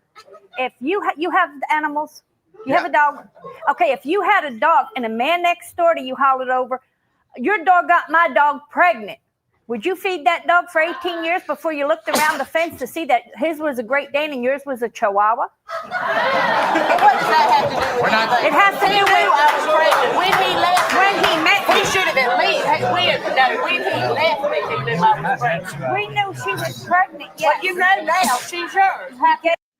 You know, and it's like, if you're one of these children that had their paternity revealed on Maury 25 years ago, like, how would that affect you, like, watching this as a 25-year-old, watching your parents duke it out on the Maury show over your paternity? That's got to be mind-numbing. Chihuahuas are slutty. Yeah, what's this lady talking about? Oh, goodness. Silly Maury. Yeah, it would be a kick in the gut, right? And that's the thing that so many people that put their whole lives online and stuff nowadays, it's like, man, think about what this is going to look like in 20 years.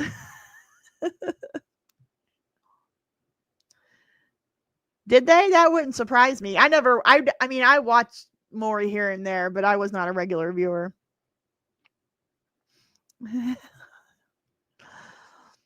Well, maybe because that's the outfit that they got for their appearance on the show, and they just had to wear it. I don't know.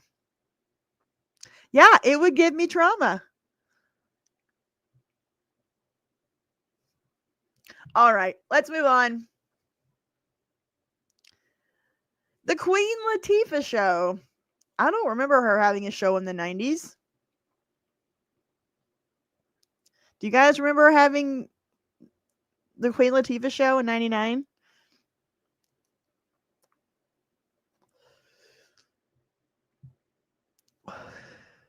That was very brief, but it was one of the best daytime talk shows of the 90s, according to Screen Rant. Let's see if we got a clip. Queen Latifah talk show 90s. All right.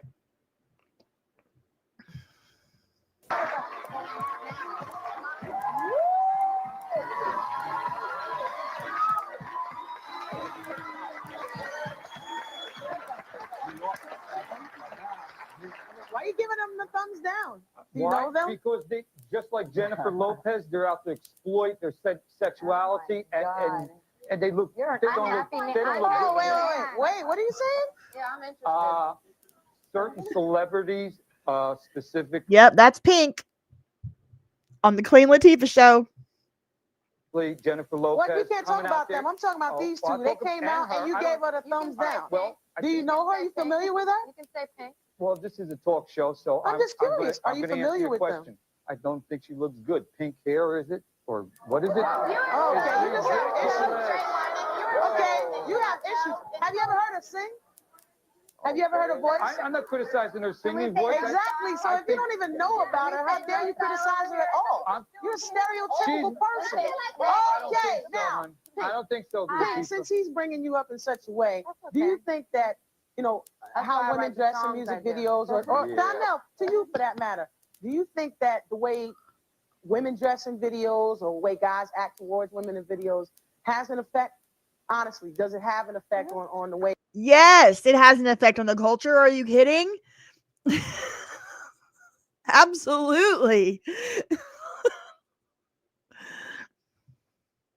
Men treat women, do you think? Hip-hop, pop, whatever culture is what's molding our children, basically. It's showing them the whole bling bling thing, whatever, is showing them that you should go out there and get money. It's putting a lot of bad, negative, and positive things out there. But if you listen to my lyrics, that's exactly what I'm talking about.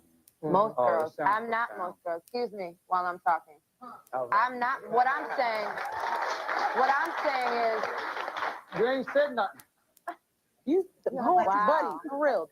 Don't be rude like that. I don't really have to say anything we know how to directly deal to him with rude because he's people putting here. his own foot in his mouth for himself. I don't have to do it for him. You don't. I mean, you basically came out here and showed how intelligent you were when you spoke your first word. But what I'm saying is, the message that I'm putting forth is, most girls want a man, the way it is today, most girls want a man with the money, with the cars, with the thing. What I'm saying is, I'm not most girls. And whatever girls listen to what I'm saying in my songs are going to hopefully listen and be able to relate to me. I'm telling them, don't be most girls. Care about how a man treats you and not what he can give you, because you can get it for yourself. I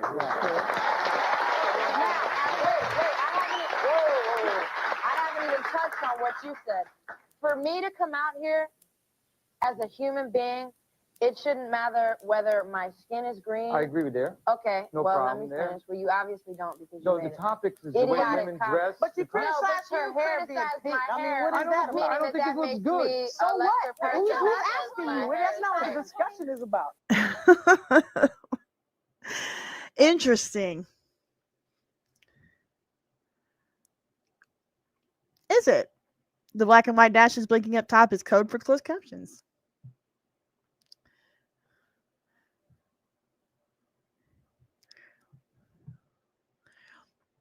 You barely got any hair. Where did we get this video? That's irrelevant. That's irrelevant. I didn't come out here to insult anybody. I didn't come out here to try to But make you shouldn't be insulted either. All I'm saying is We'll that try to have an intelligent conversation then. The topic is about Where did he come from? Kenny Murray. Hey, don't come I didn't find this guy, but this guy is about to be gone. Listen, we're not going to get disrespectful to each other because that's not what the show is about. Okay. You want to be disrespectful? No. You're going to have to leave, for real. All right, I'm not Otherwise, trying let's to be sit that. here and have a civilized conversation. There's no need to insult each other. All right? Alan, you're fine. Thank you. I'd like to speak. But let me ask Donnell really quickly. Sorry. In a lot of music videos, you see men gawking at women, or you see women, dressed really, nothing. We know how it is. Do you think that affects people? Do you think that affects the minds of young people out here? Or what kind of message do you think it does send? I think it does, but they have to realize that this is acting. It's no different from a person in a movie. Actors or actors acting in a movie. We're just trying to, sell records. That's what we do. But the values, they start at home. That's where it should start,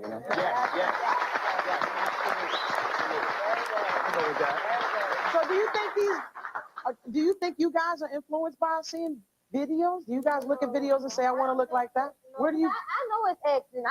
Yes, of course. I mean, where would this influence come from? I don't know. It's like,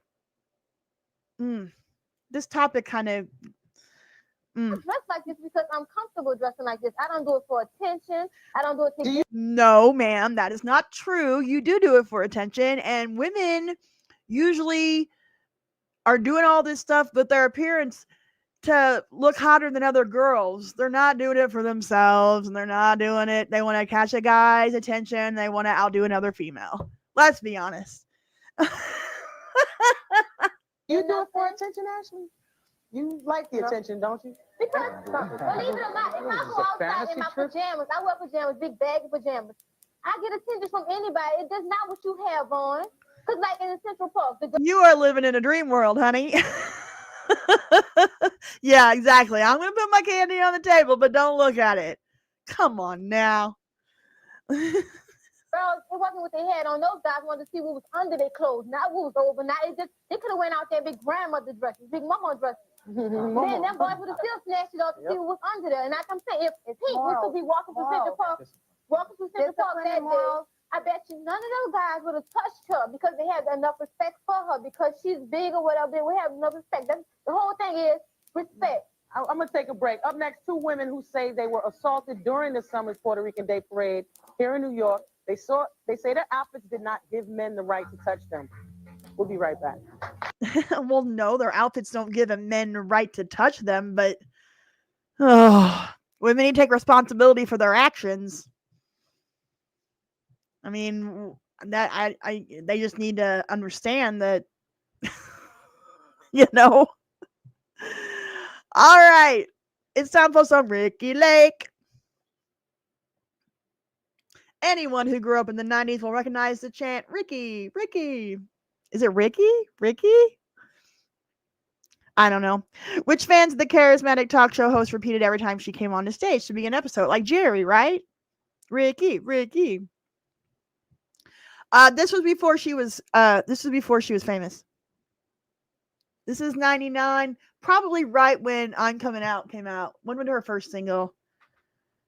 When did Pink's I'm Coming Out come out? Get This Party Started was released in 2001. So this was before she became like a big pop star.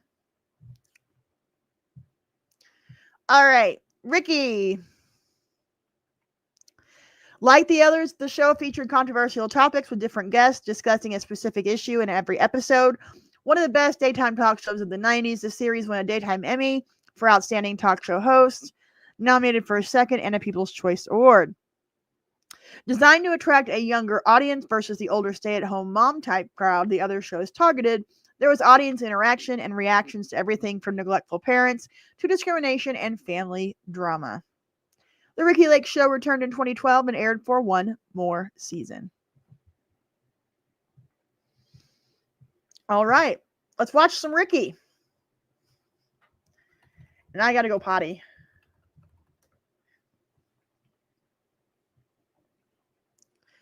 All right.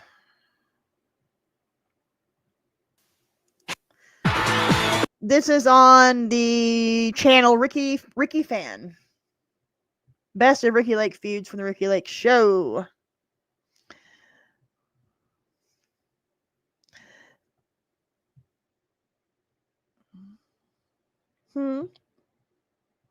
What's this?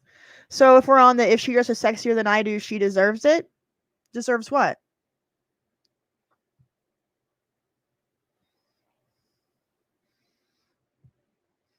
You don't deserve anything with how you dress, but you need to be you need to expect that when you do certain things that certain responses will happen, and just understand that.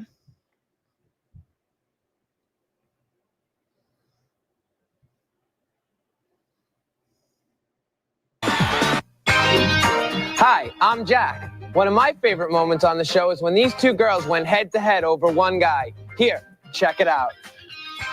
That's not my baby. No, look what you did to my baby. Look what you did to my baby. My baby cannot talk. He can't be on the stage and defend for himself.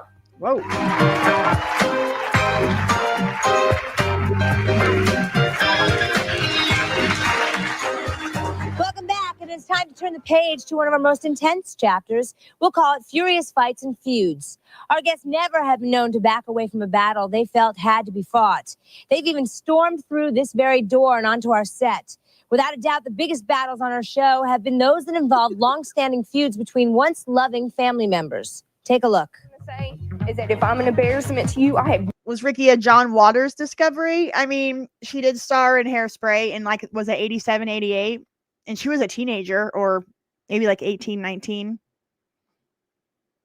I guess maybe that was probably her first big role. I love that version of Hairspray, by the way. No mother. I'm sorry. I am sorry. You were my first mother. But that's my aunt and uncle are my parents. It takes a lot of. You say I don't have the right to say something, and how dare you have the right to talk to me that way? When you say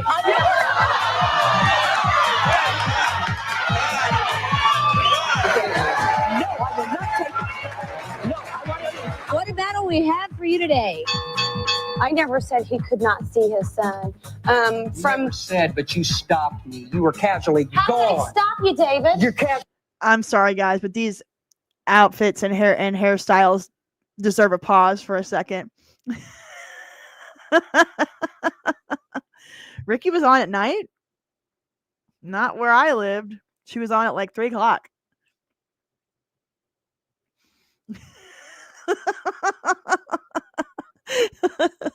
That is yes, these are some interesting styles. Actually gone every Okay, time I that's go why and see from- my son. Okay. When I see my son, it's calling my house. You don't do that. Okay, that's why my for the time. last 6 You got months. him. You got him. Okay, that's why Every for the last damn 6 day. months you Let me abandoned your have my son? 48 hours. Get off it. Did you call before Your you phone's left? disconnected. No, David. Your phone was disconnected. No, David, you're When a I found liar. out, you packed up, shagged, moved out of the state of Indiana Okay. without petitioning me, without petitioning the court. Didn't tell me nothing. But I did had you- but to did you call do the and same scare thing? your But stepmother did you do the same to thing? death. Hang on. How does a 3-year-old know abandoned? Right here. You're right here. Right right there. here. That big old Right here. I think this is just a good reminder that you need to be very careful who you have children with. No matter if you're a guy or a girl. Hi, Mondomino. Yes, Ricki Lake has aged very well. She looks beautiful. And didn't she go through a cancer battle where she lost all of her hair? And it came back in and it's beautiful and gray.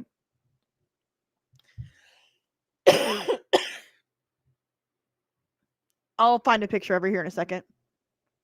Better put your finger on your And what are you going to do? It's the biggest fight of the century. Do you really hate your daughter-in-law as much as she thinks you do? Probably yes. Fine. If a $99 These hairstyles are too much. All right, here's what Ricki Lake looks like today.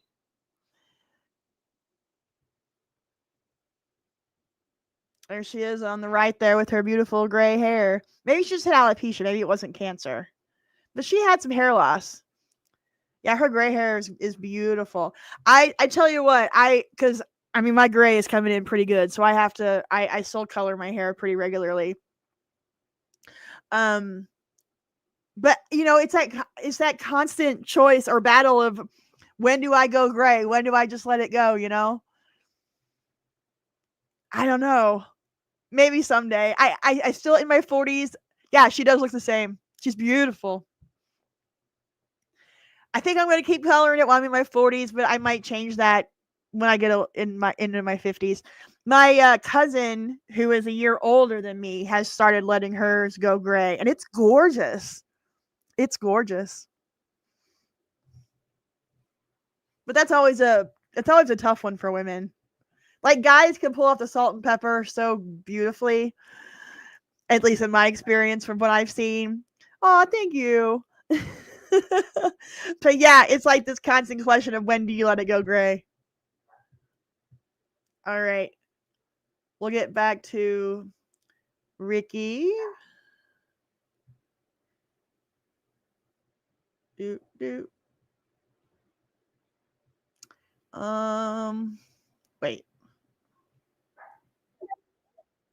Don't you? It's off when you don't it. And you're the one who asked for a babysitter for the week that Keith went to work. No, Keith asked me. I never asked you. Right. I'll be right back, guys. I gotta go potty real fast. You just wish you had hair to go gray? I don't know. I mean, bald men are pretty hot. I'm a big fan of the bald guy. Don't wait so long you get the dreaded skunk stripe. Yeah. But even then, I mean, like, there's women that can really pull it off, you know?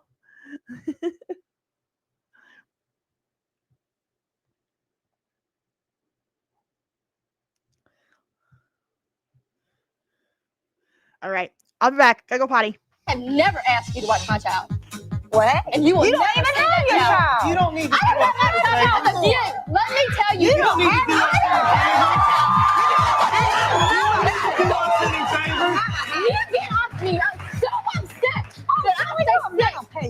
I feel sorry for him. I feel sorry for a guy who goes to work, who comes home and cleans the house because she sits on her butt all day and I don't sit on my butt. Sit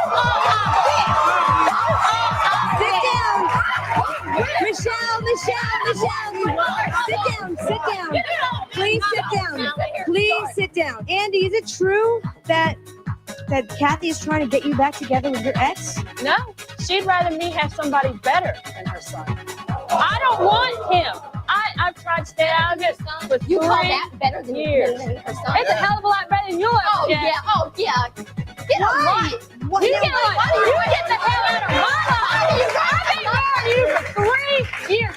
3 years. For 3 years. You were my husband. Oh my goodness.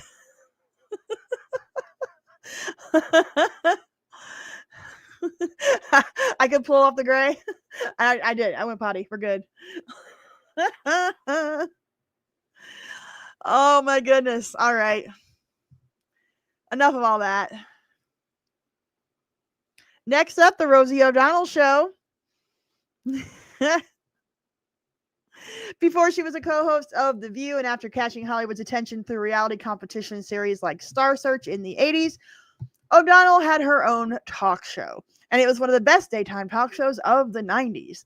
Airing for 6 seasons, the show covered a variety of topics from Broadway and families to charities and more. Each episode saw O'Donnell interview a different guest and interact with her audience. Each also often included short Broadway performances. The show had popular recurring segments like Kids Are Punny, where jokes sent in by kids were read aloud. I know. Rosie. Are you into the Rosie show? How was that?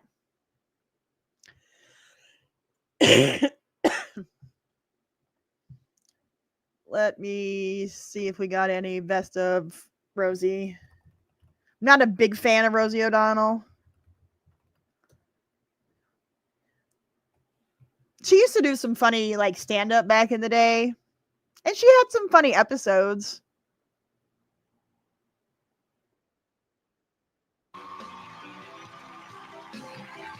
Yeah, she had a big crush on Tom Cruise. I remember that.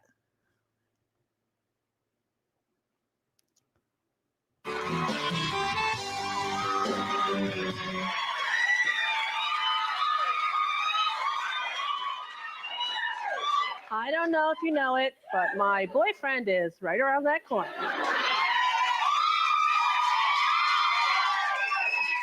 He's my one and only. I love him. Please welcome most perfect man on the planet, my Tommy, Tom Cruise.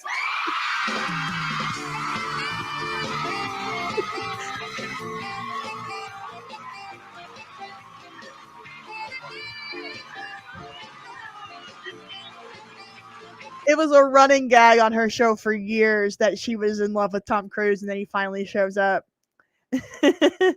Yeah, I think this was pre-Ellen. Oh, like Ellen's talk show? Definitely. This was before Ellen. This episode is from December of 1996.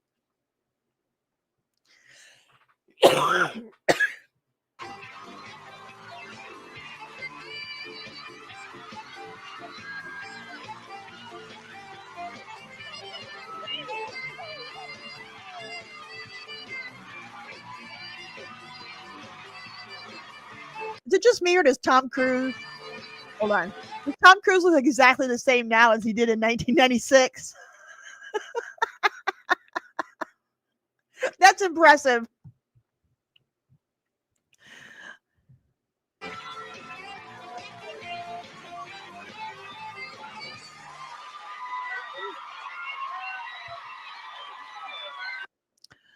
Oh, no, Ellen. Yeah, I think she was still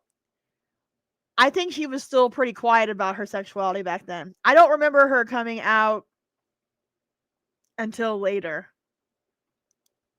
She didn't really talk about that kind of stuff, right?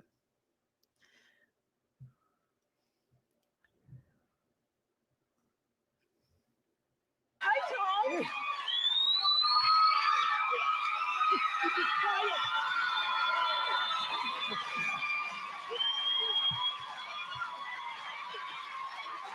How are you? Good, darling. How are Good to you? see you. Good to see you. You look real good. So do you. Thank you. I'm nervous. You're nervous? I'm nervous. Don't be nervous. You're my Tommy.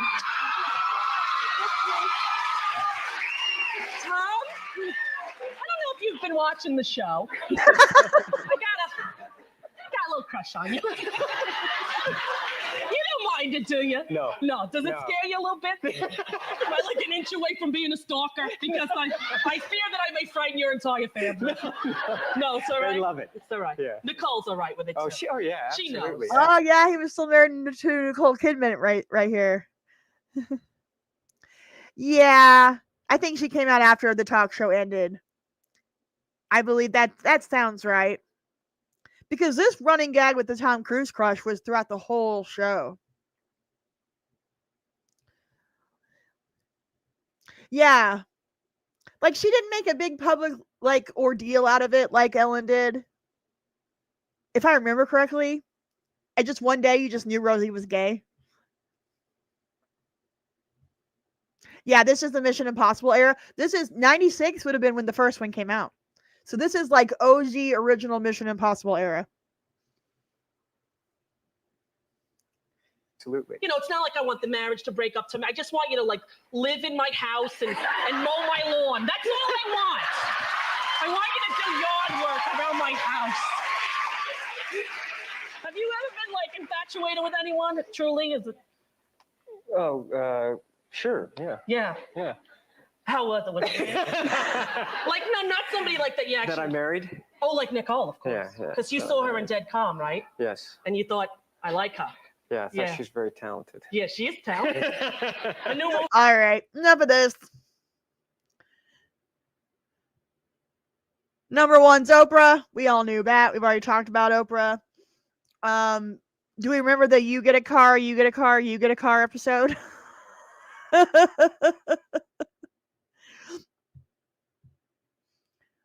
Let's see. I'm gonna find the "You Get a Car, You Get a Car" episode of Oprah. I gotta let my dog in here too. I remember watching the "You Get a Car" episode when I worked at Channel 11 in St. Louis. So this was early 2000s. I'd say 2000. I worked there in like 2003, 2004. And we all watched it I worked at Channel 11, the WB at the time in St. Louis. And we sat and watched this and was like, this is, something's not right here. You will be the last person today to get one of those cute little G6s. Okay? Who will it be? Yes, KPLR. That's where I worked. I worked there for a few years. After I left KSMO Channel 62 in Kansas City, I moved to KPLR in St. Louis.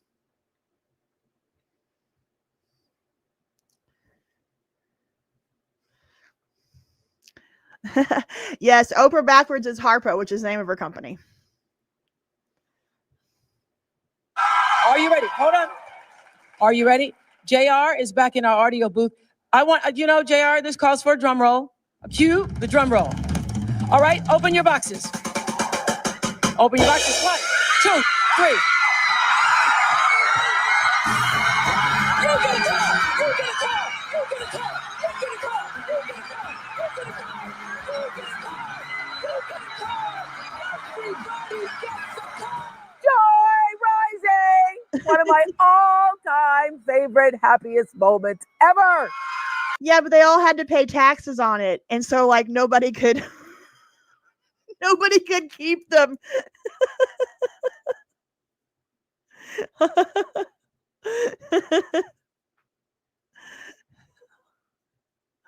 Oh, we got a silver fox in the chat. Nice. I like it. You get a car. You get a car. Yeah, but they all had to pay their own taxes on it, and that was a deal breaker for a lot of people. Do you remember in the 80s? Hi, George. Do you remember in the 80s when Oprah lost that weight and she came out with those jeans and it was like a big deal?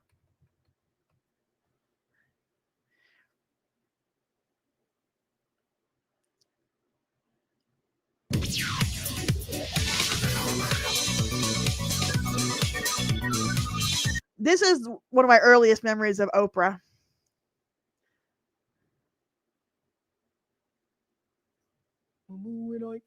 And I say, let's go over to Boo and Oink and see if we can get 67, see what 67 pounds. Oh yeah, they were gifted a car, and each car at the time, so this was like 2003, 2004, and each car I think was like a $15,000 car. I don't remember the kind of car that she gave away, but they all had to pay taxes on the gift, which was like, or property tax on it or whatever. So it was a couple $1,000s for some people, depending on, whatever. So yeah, they could keep the car if they could pay the tax bill, and not everybody could pay the tax bill. All right, so this is when Oprah had the big weight loss special. It was in 1988. Of Moo and Oink that looks like, and let's put it in a Yep. wagon. This is it. Remember when she pulled out the wagon after she lost weight? This is exactly what we're talking about. Thank you, Lauren. Glad you're here. We're just like to hang out on Tuesday and Friday nights, watch old stuff, and talk about it.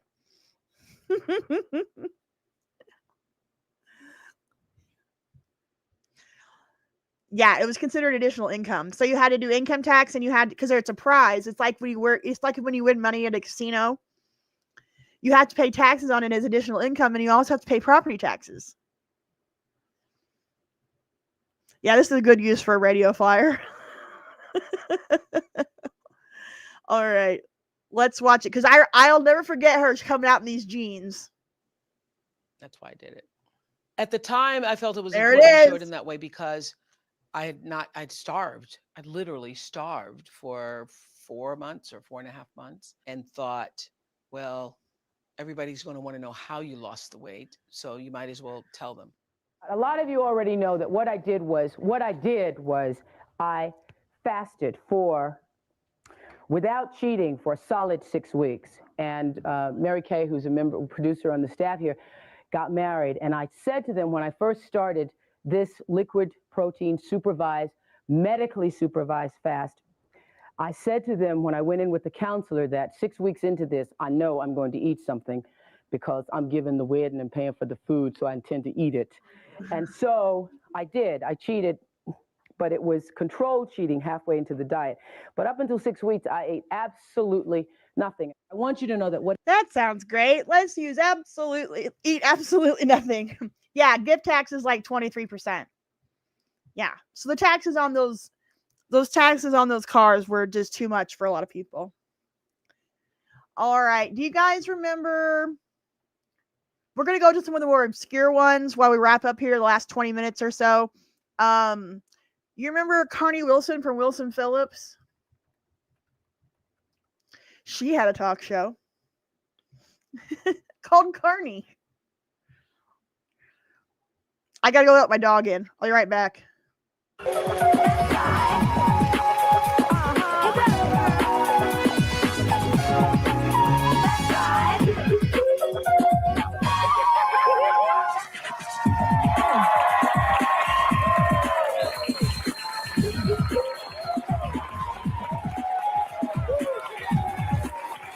Today, we're letting moms play matchmakers for their children. In fact, the entire studio audience is filled with moms looking to find a love match for their sons and daughters. But first, let's meet Kathy, Rachel, Etta, and Virginia. They're moms who... Do you guys remember Carney? Hold on. My dog just came in. I got to give her a treat. Actually, it's my dad's dog. I'm taking care of her. Here, Sadie, you want to say hi to everybody? Come here. This is Sadie. Say hi, Sadie. She needs to go to the beauty shop. You want your treat, don't you? All right. Here you go. Bye-bye. There's Sadie.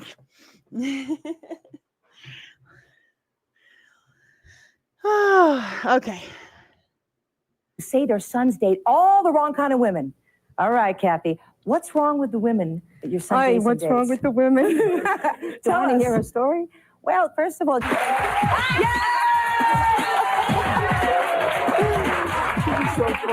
Jason. Yeah, there was a whole trend. There was a whole trend in the 90s of like random, like minor celebrities having talk shows. We're gonna burn through some here in the next few minutes before we end the stream. But whenever I see Carney, all I want to do is just sing "Hold On." You know, someday somebody's gonna make you want to turn around and say goodbye. That's all that comes into my head when I see Carney Wilson. We started off with Phil because he was the trailblazer of the genre.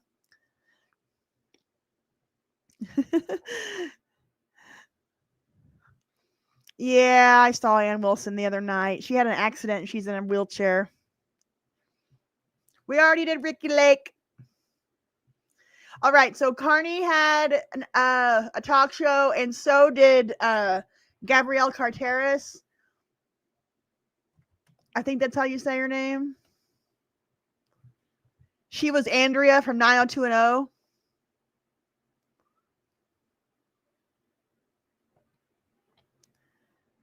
Let's see here. So here is Gabrielle.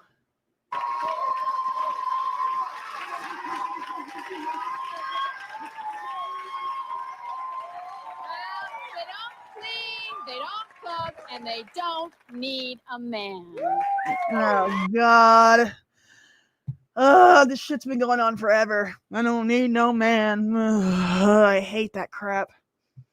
Unless they want a clean cook and be with a man. We just watched the Rosie talk show. Yeah, Gabrielle, she was on 90210. She played Andrea. Now, yeah, you guys are talking about late night talk shows like Chevy and Magic Johnson and all that. That'll be in a future live stream when we talk about late night talk shows. I don't need no man. Yeah, Chevy himself is a train wreck. Oh, man. They are the young women of the 21st century, and they want it all, and they do it all. These women kick butt. Can they build a road? Can they can they lay bricks? Can they build infrastructure? We need men somewhere, guys.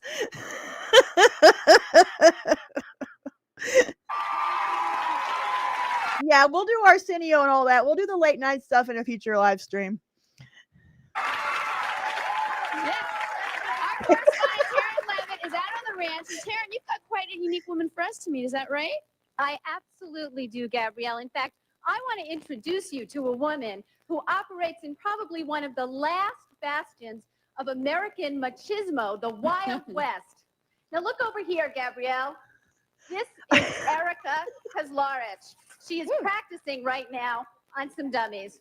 Now, she is the youngest rodeo female star in California, and she operates among 25 women against 600 men. I mean, think of those odds. I mean, I don't know about y'all, but when I go to rodeos, women are all over the barrel race, and women are a big part of rodeos and the cowboy life. I mean, you know. Not a fan of the Pussycat Dolls song? Which one? Do they not need a man in one of their songs? I thought it was the horse too. When they go meet this one woman, they show the horse. I was like, we really have a lot of horse themes in these talk shows tonight. Buckle bunnies, exactly right. My sister was a barrel racer for years. Really big into it. But there was still lots of guys around and you needed them, just so y'all know.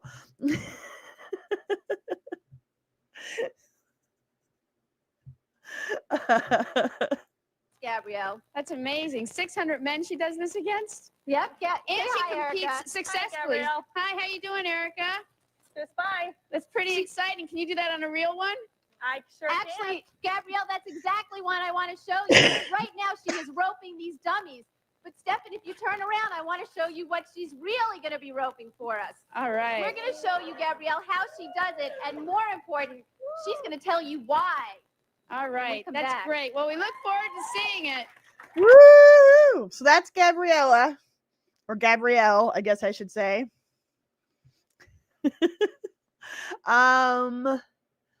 I had, let's see, we already went through. I was going to do some best moments, but we've already hit a lot of the best moments. See if there's any more obscure ones. Is there any more obscure ones that I haven't touched, haven't talked about?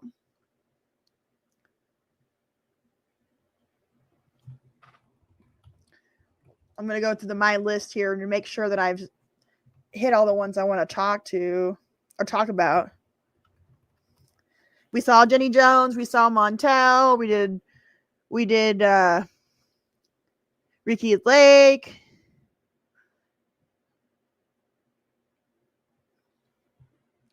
Let's see. Make sure I don't. Oh, that's right. Donny and Marie had a show. Good call. And of course, Talk Soup was like the greatest thing ever on E with Greg Kinnear and then John Henson. Let's watch a Talk Soup clip from 1995 real fast. You guys doing to her rear end? I don't even want to know. See, she likes him all fast. Hey,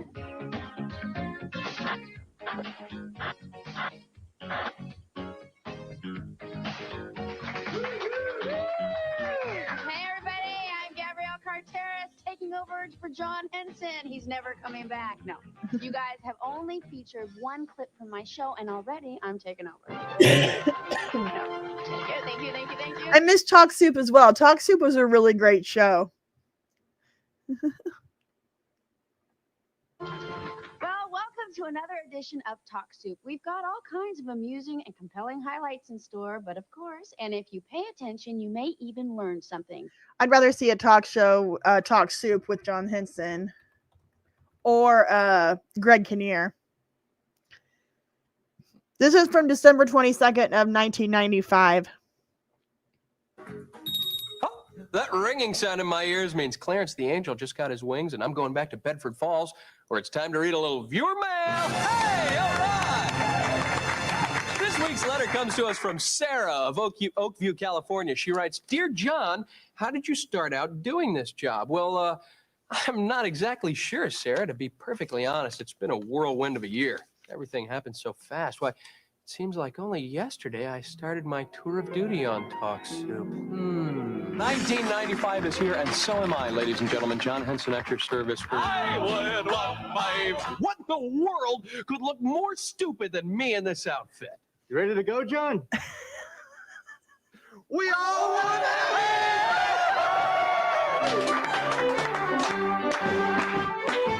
Well, that wasn't so bad, now was it? Ah, Malik, that ending was weak. Hey, what's up? Clint Eastwood, John Henson, remember me? How did I miss that? Hey! Whoa, I got blindsided by the king. Great poupon. I loved it when Joel McHale hosted as well later on. That was really funny. Yeah, this is so 90s. It's physically painful. Yes, the gray patch in his hair. That's like the most memorable thing about John Henson. All right, let's go to Donny and Marie. We'll watch a real quick clip of them.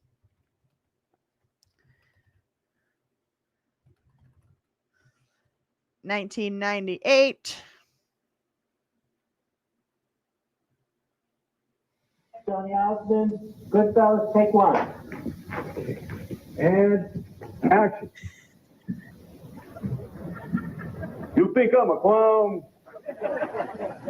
Do I amuse you?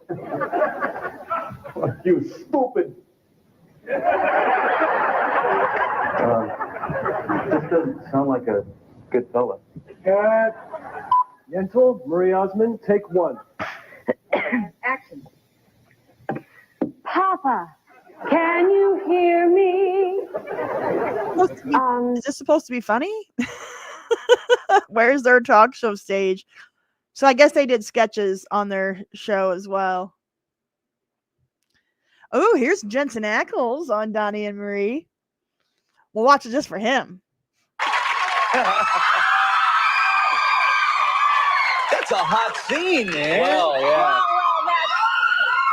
that's a hot scene, but that's a hottie. Is he not a hottie? That's true. There's a lot to mine from E in the 90s. Good point. Future video.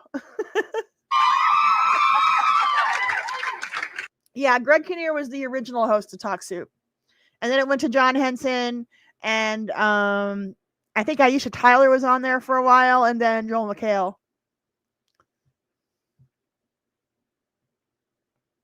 Were you just leading her on, or is that one of the total love fake? Yeah, it was, total fake. Yeah. Yes. You know what? You have been doing commercials. You've been in the business since you were how old? Was it 10 or? Yeah, probably. What was the I don't first remember. commercial? My first commercial was it was a Nabisco commercial for Triscuits, and we knew this. and and I sat there all day long stuffing my face with Triscuits, and Yeah, I think this is back when he was on Days of Our Lives. When he played Eric Brady. Isn't that who he played? That was like the late 90s. When I was in college, high school and college was like peak soap opera years for me. Yeah, this is way pre-Supernatural. This is 98. So I'm thinking he was on Days of Our Lives at this time, because that's when I watched Days of Our Lives and Young and the Restless and Passions. Those were my three soaps that I watched back in the 90s. And he was Eric Brady for a long time. spewing them into the trash can right after the take was over. Oh, really? And I can't even look at Triscuits anymore. they get me really upset. And oh, isn't that a funny little bit? Ha ha.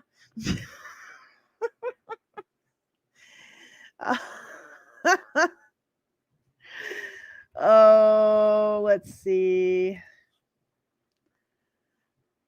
Our favorite game show host had a talk show. yeah, thanks. Chuck, can I just say something to the audience about your girdle? You know what? Chuck does have a girdle on. He painted it flesh-colored and it put a belly button on it. That's right. I think Florence Henderson had a talk show as well. Can you believe that? No, he doesn't. They ever write that? Well, of course they write Yeah, this. all They right. write about everything. Chuck Woolery. He'll be back in 2 and 2. So yeah, Chuck Woolery had like a very short-lived talk show. Let's see. And again, we'll do the nighttime stuff. Yeah, she did have, I thought so. Yeah, Passions. I'm doing a whole video about it. I've been working on it for like 3 months. I'm doing like a deep dive into Passions because it was the #1 soap opera for Gen X females in the late 90s.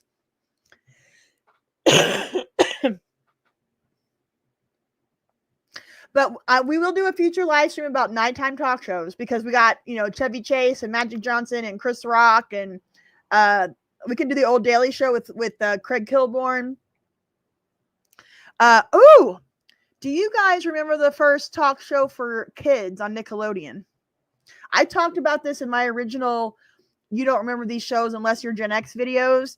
It was on Nickelodeon, and it was called, hold on. It was on Nickelodeon, and it was called Don't Just Sit There.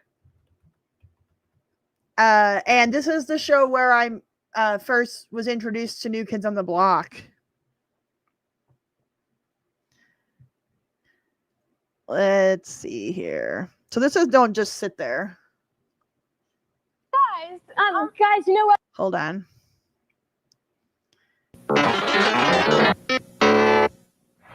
Y'all ready for a good old-fashioned square dance? All right, 1, 2, 3.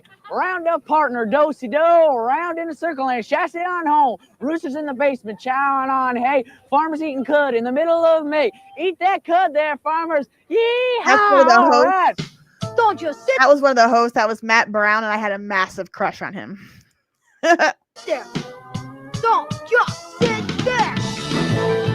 On the line, Nickelodeon presents Don't Just Sit There, the show that can do wheelies with no hands. With Ali Smith, Wendy Douglas, and Matt Brown. Today's special guest, Scott Klein. Also, Truth in Advertising, turning on Al Canister Inside Out, and How to Weird Out the Dentist. And as always, the Don't Just Sit There band, Buck, Mike, Chris, and Ed. 4 guys who have parties. I think Space Ghost might count as a talk show. I'll put it into the nighttime stuff in the future because I've been on for 3 hours. I'm going to wrap it up here in the next few minutes. But I'm telling you, this is how I met New Kids on the Block, and I'm going to show you the episode because I'll have to be careful because of if there's any music. But this is the first time I ever saw New Kids. This was in the spring of '87, I think. As a matter of fact, Allie and Wendy should be there right about now. Now, you've been on the show with us before, but could you tell us your names and your ages anyway? I'm Joe McIntyre, and I'm 16. I'm Jonathan Knight, and I'm 18. Jordan Knight, 17. Donnie Wahlberg, 18 years old. Danny Wood, and I'm 18. Now, before you guys became New Kids, Yeah, there was also the Dave Coulier that I just talked about in my most recent video, which was Out of Control. That was also it was more of a comedy show than it wasn't really a talk show. Yep, it looks like they're hanging tough.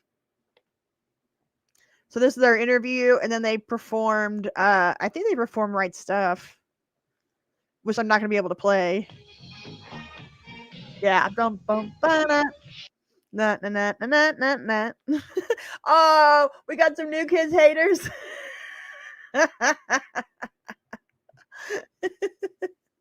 Yeah, so that was Don't Just Sit There on Nickelodeon.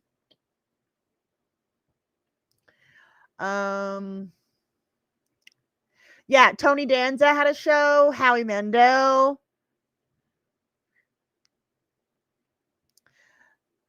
It wasn't a talk show. Dave Coullier's show was a comedy show. I literally just talked about it in my most recent video. It was called Out of Control.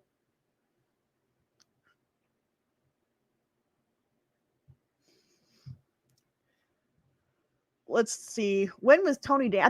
I think Tony Danza's show wasn't until the 2000s though. Or maybe it was 90s. Yes, they are still performing today, New Kids. That was my first concert. I went to see him in the Magic Summer Tour of 1990 at Busch Stadium in St. Louis. My very first concert, I was 12. And I've been thinking about going to see them now, like in a current show, because I know they do a lot of cool stuff. Oh yeah, Roseanne had a talk show after her sitcom ended. I forgot about that. Marshall Warfield had a talk show. Hold on.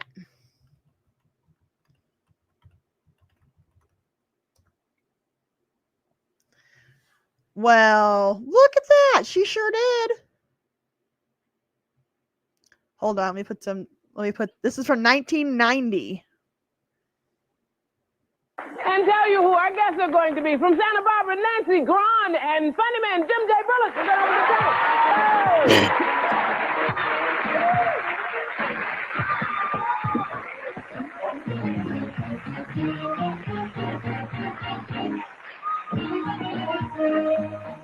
Your daughter sounds awesome, Ted. Yeah, we already did Ted Plus Bledsoe. That was one of the very first ones that we did in the stream. Yes, Jim J and Tammy Faye. We're back. Please welcome my guests from Santa Barbara, Nancy Lee Brown and the irrepressible Jim Bullock.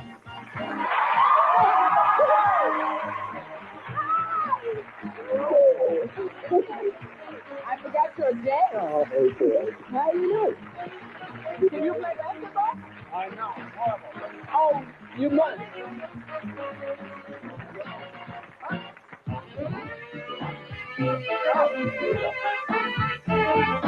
Whoa! Well, that's all right. Yep, we just talked about Carney. I even sang you a couple of bars of Hold On. Jessica, $10 super chat. Thank you so much. I didn't get to see NKOTB in their heyday, but I saw them in 2011 when they paired up with Backstreet Boys. Oh, I wanted to see that, and I didn't go do it. I'm mad at myself for it. I bet they were awesome. But yeah, I saw them in their heyday. Me and my entire I went to a private school in 8th grade from kindergarten through 8th grade. And there was 12 girls in my class, in my 8th grade class. And it was the night before school started, 8th grade. And all 12 of us girls and our moms went up to the stadium to see them in 1990, in August of 1990 at the Magic Summer Tour. Forgive or Forget with Mother Love. I don't remember that one. I'll put it on the list. Like I said, we're going to do another one where we do nighttime talk shows, and then we can cover some of the daytime stuff that I missed on this live stream. But we're over 3 hours, and I'm getting a little tired, and I got to finish writing my video that I'm getting ready to put out. So, yeah, Mark Wahlberg, not like Marky Mark, but the game show host guy had one as well. Let's look at that one.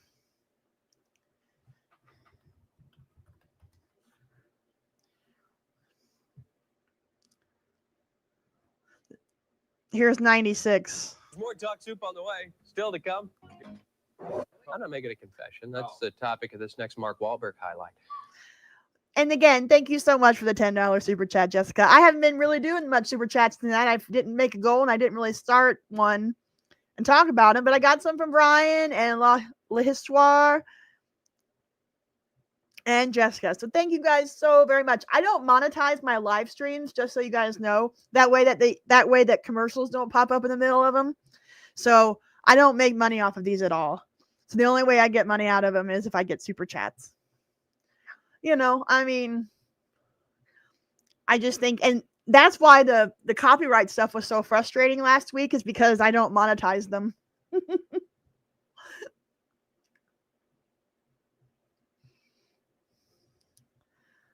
Okay, Forgive or Forget was originally with Mother Love, then Robin Gibbons took over. Okay, all right, well, I'll pull it up here in just a second.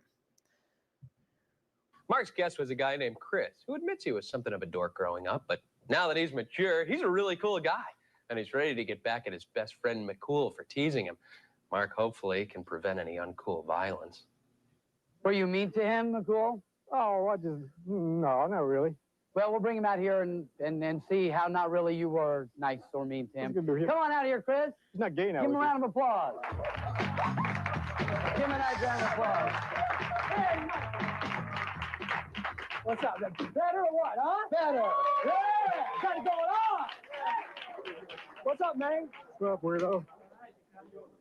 Well, Chris, you definitely have gained some attitude and arrogance. Well, hang around with a guy like this, you should get some damn attitude. You're angry.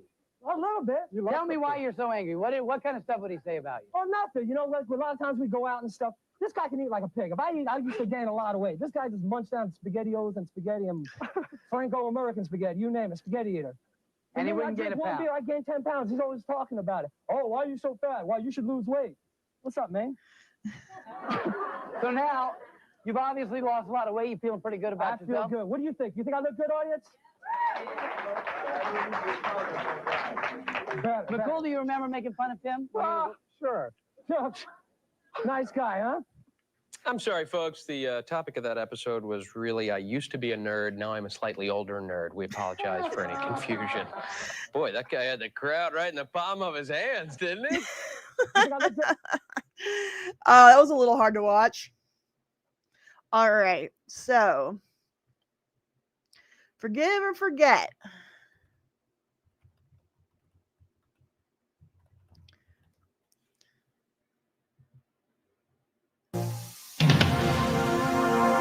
She'll get mad at me and call me an SOB, and she treats me like a dog.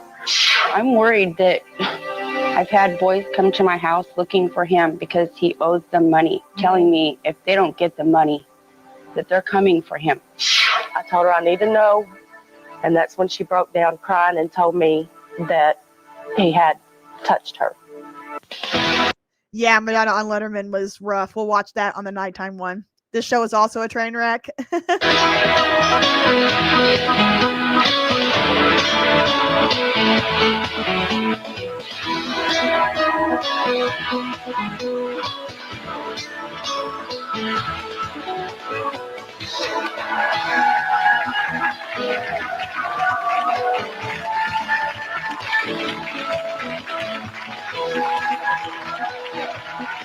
She is one beautiful woman, Robin Givens. Like, gorgeous.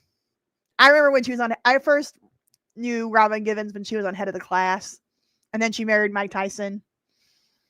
But she is gorgeous.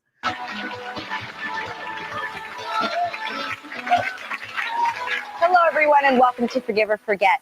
The teens on today's show have experienced a lot of pain in their young lives, and some feel that their moms are to blame for it. Our first guest, Danny Kopis, is only 13 years old, but he says his mom has rejected him and left him to fend for himself. Hi, Danny. How you doing? Fine. Yeah? Your mom, Janice, is backstage listening to us. How has she rejected you, Danny? She treats me different than her other kids, and she calls me names like, she calls me an SOB, and she doesn't really care about the way I feel, and she's been in and out of my life. And this poor kid. Oh my gosh. Well, they got divorced when I was about 1. Your mom and dad got divorced when you were 1? Yeah. And she started coming every other weekend to see me. And then she stopped coming when I was about 4 or 5. Mm-hmm. And she stopped for about 2 years. She stopped coming to see you after about 4 or 5 for 2 whole years? For about 2 years. And then she started coming. Yeah, I don't want to end it on this. We won't. I'll find something else a little bit higher, a brighter note to end on. When I was about 7 or 8, she called me and said that she was going to come Saturday. And she came about another year. This is heartbreaking. That's so sad.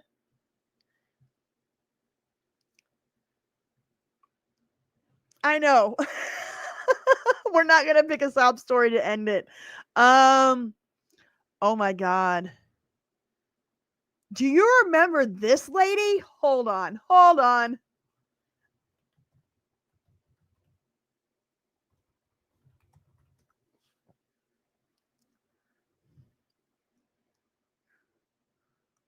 And now, no life to live.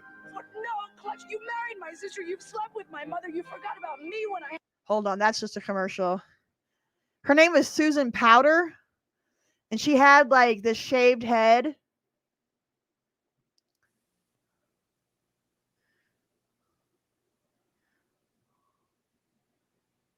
If it starts. Oh. Susan is about choices. Choices you can make to help you get lean, strong, and healthy. First, we'll start at Susan's, where she'll show you how to You guys remember this lady?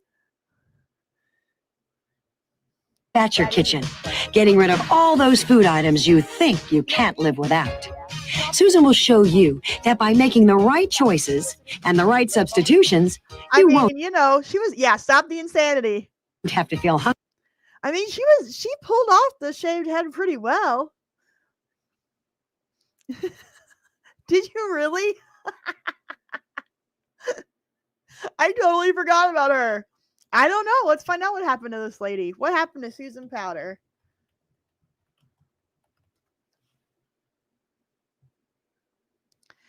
Susan Powder, this is what AI is telling me on Google. Susan Powder, known for her Stop the Insanity infomercial in the 90s, faced financial struggles after mismanagement of her business, leading to bankruptcy in 1995.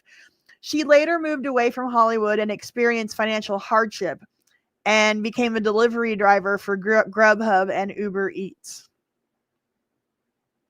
However, now she's relaunching her wellness brand and is the subject of a documentary being executive produced by Jamie Lee Curtis.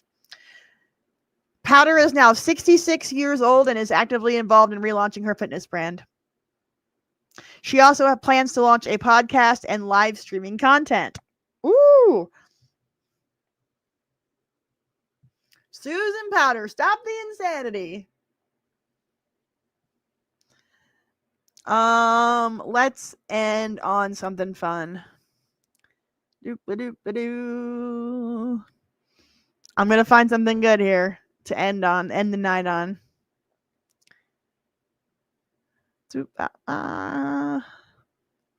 Was that a daytime show? That's a nighttime show. We'll talk about that in the future.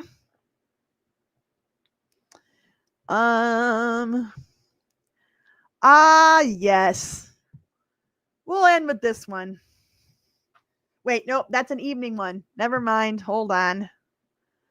All of these are evening stuff.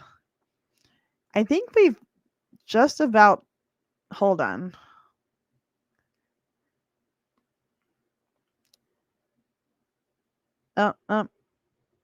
Tempest. Yeah, everything else I can find here is nighttime. Let's end on Tony Danza.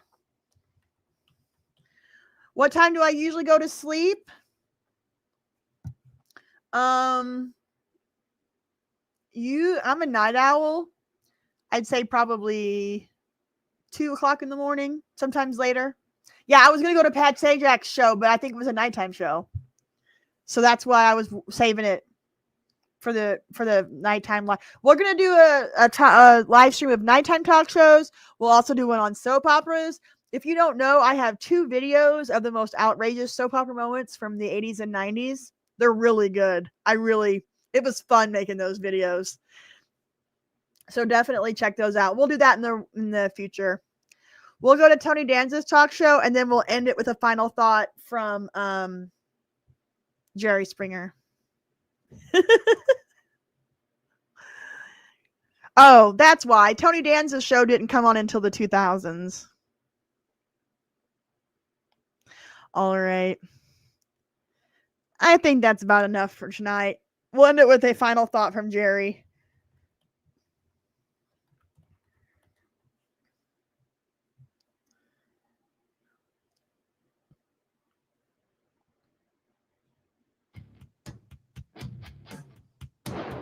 want to take this opportunity to thank you all for being on the show, and good luck to you. You know, part of the intensity of love is its vulnerability, knowing that you're never in control, that you're giving all of yourself, and it can be taken at any time in terms of your feelings. It's life on the edge, and our guests today have felt that vulnerability. They opened up their hearts, and as so often happens, they got burnt. Why would their lover lie to them or cheat? And there is now not only pain and disappointment, but anger, a feeling of having been taken advantage of. It is small consolation to know that virtually everyone goes through that in life, usually more than once. Indeed, the only way to protect yourself from ever having that happen to you is to never fall in love in the first place. The problem is, that's an empty life. Till next time, take care of yourself and each other. Yes, the Alan Thicke Show. We'll talk about that on I think it was the nighttime here in the United States. So we'll talk about that on the nighttime talk show live stream. All right. I think that's about, RIP to Jerry. I think that's the most I can do on daytime talk shows tonight, guys. Thank you so much for hanging out with me. Sunday night, I'm doing a special live stream for 420. We're going to go through some stoner movies. Might do a tier list. I want to work. We got to figure out how to do the tier lists, and we'll rate them. And then Tuesday night, I think we're going to do more 80s cartoons. I'm not 100% sure yet. So, but yeah, come back on Sunday night. We'll do stoner flicks. And then Tuesday night, we'll have something fun to talk about and watch. Maybe we'll do nighttime talk shows then. I'll have to look at my schedule and see what I got. See what I got planned. Thank you guys again for hanging out with me. Have an awesome night. Okay, bye. Thank you guys.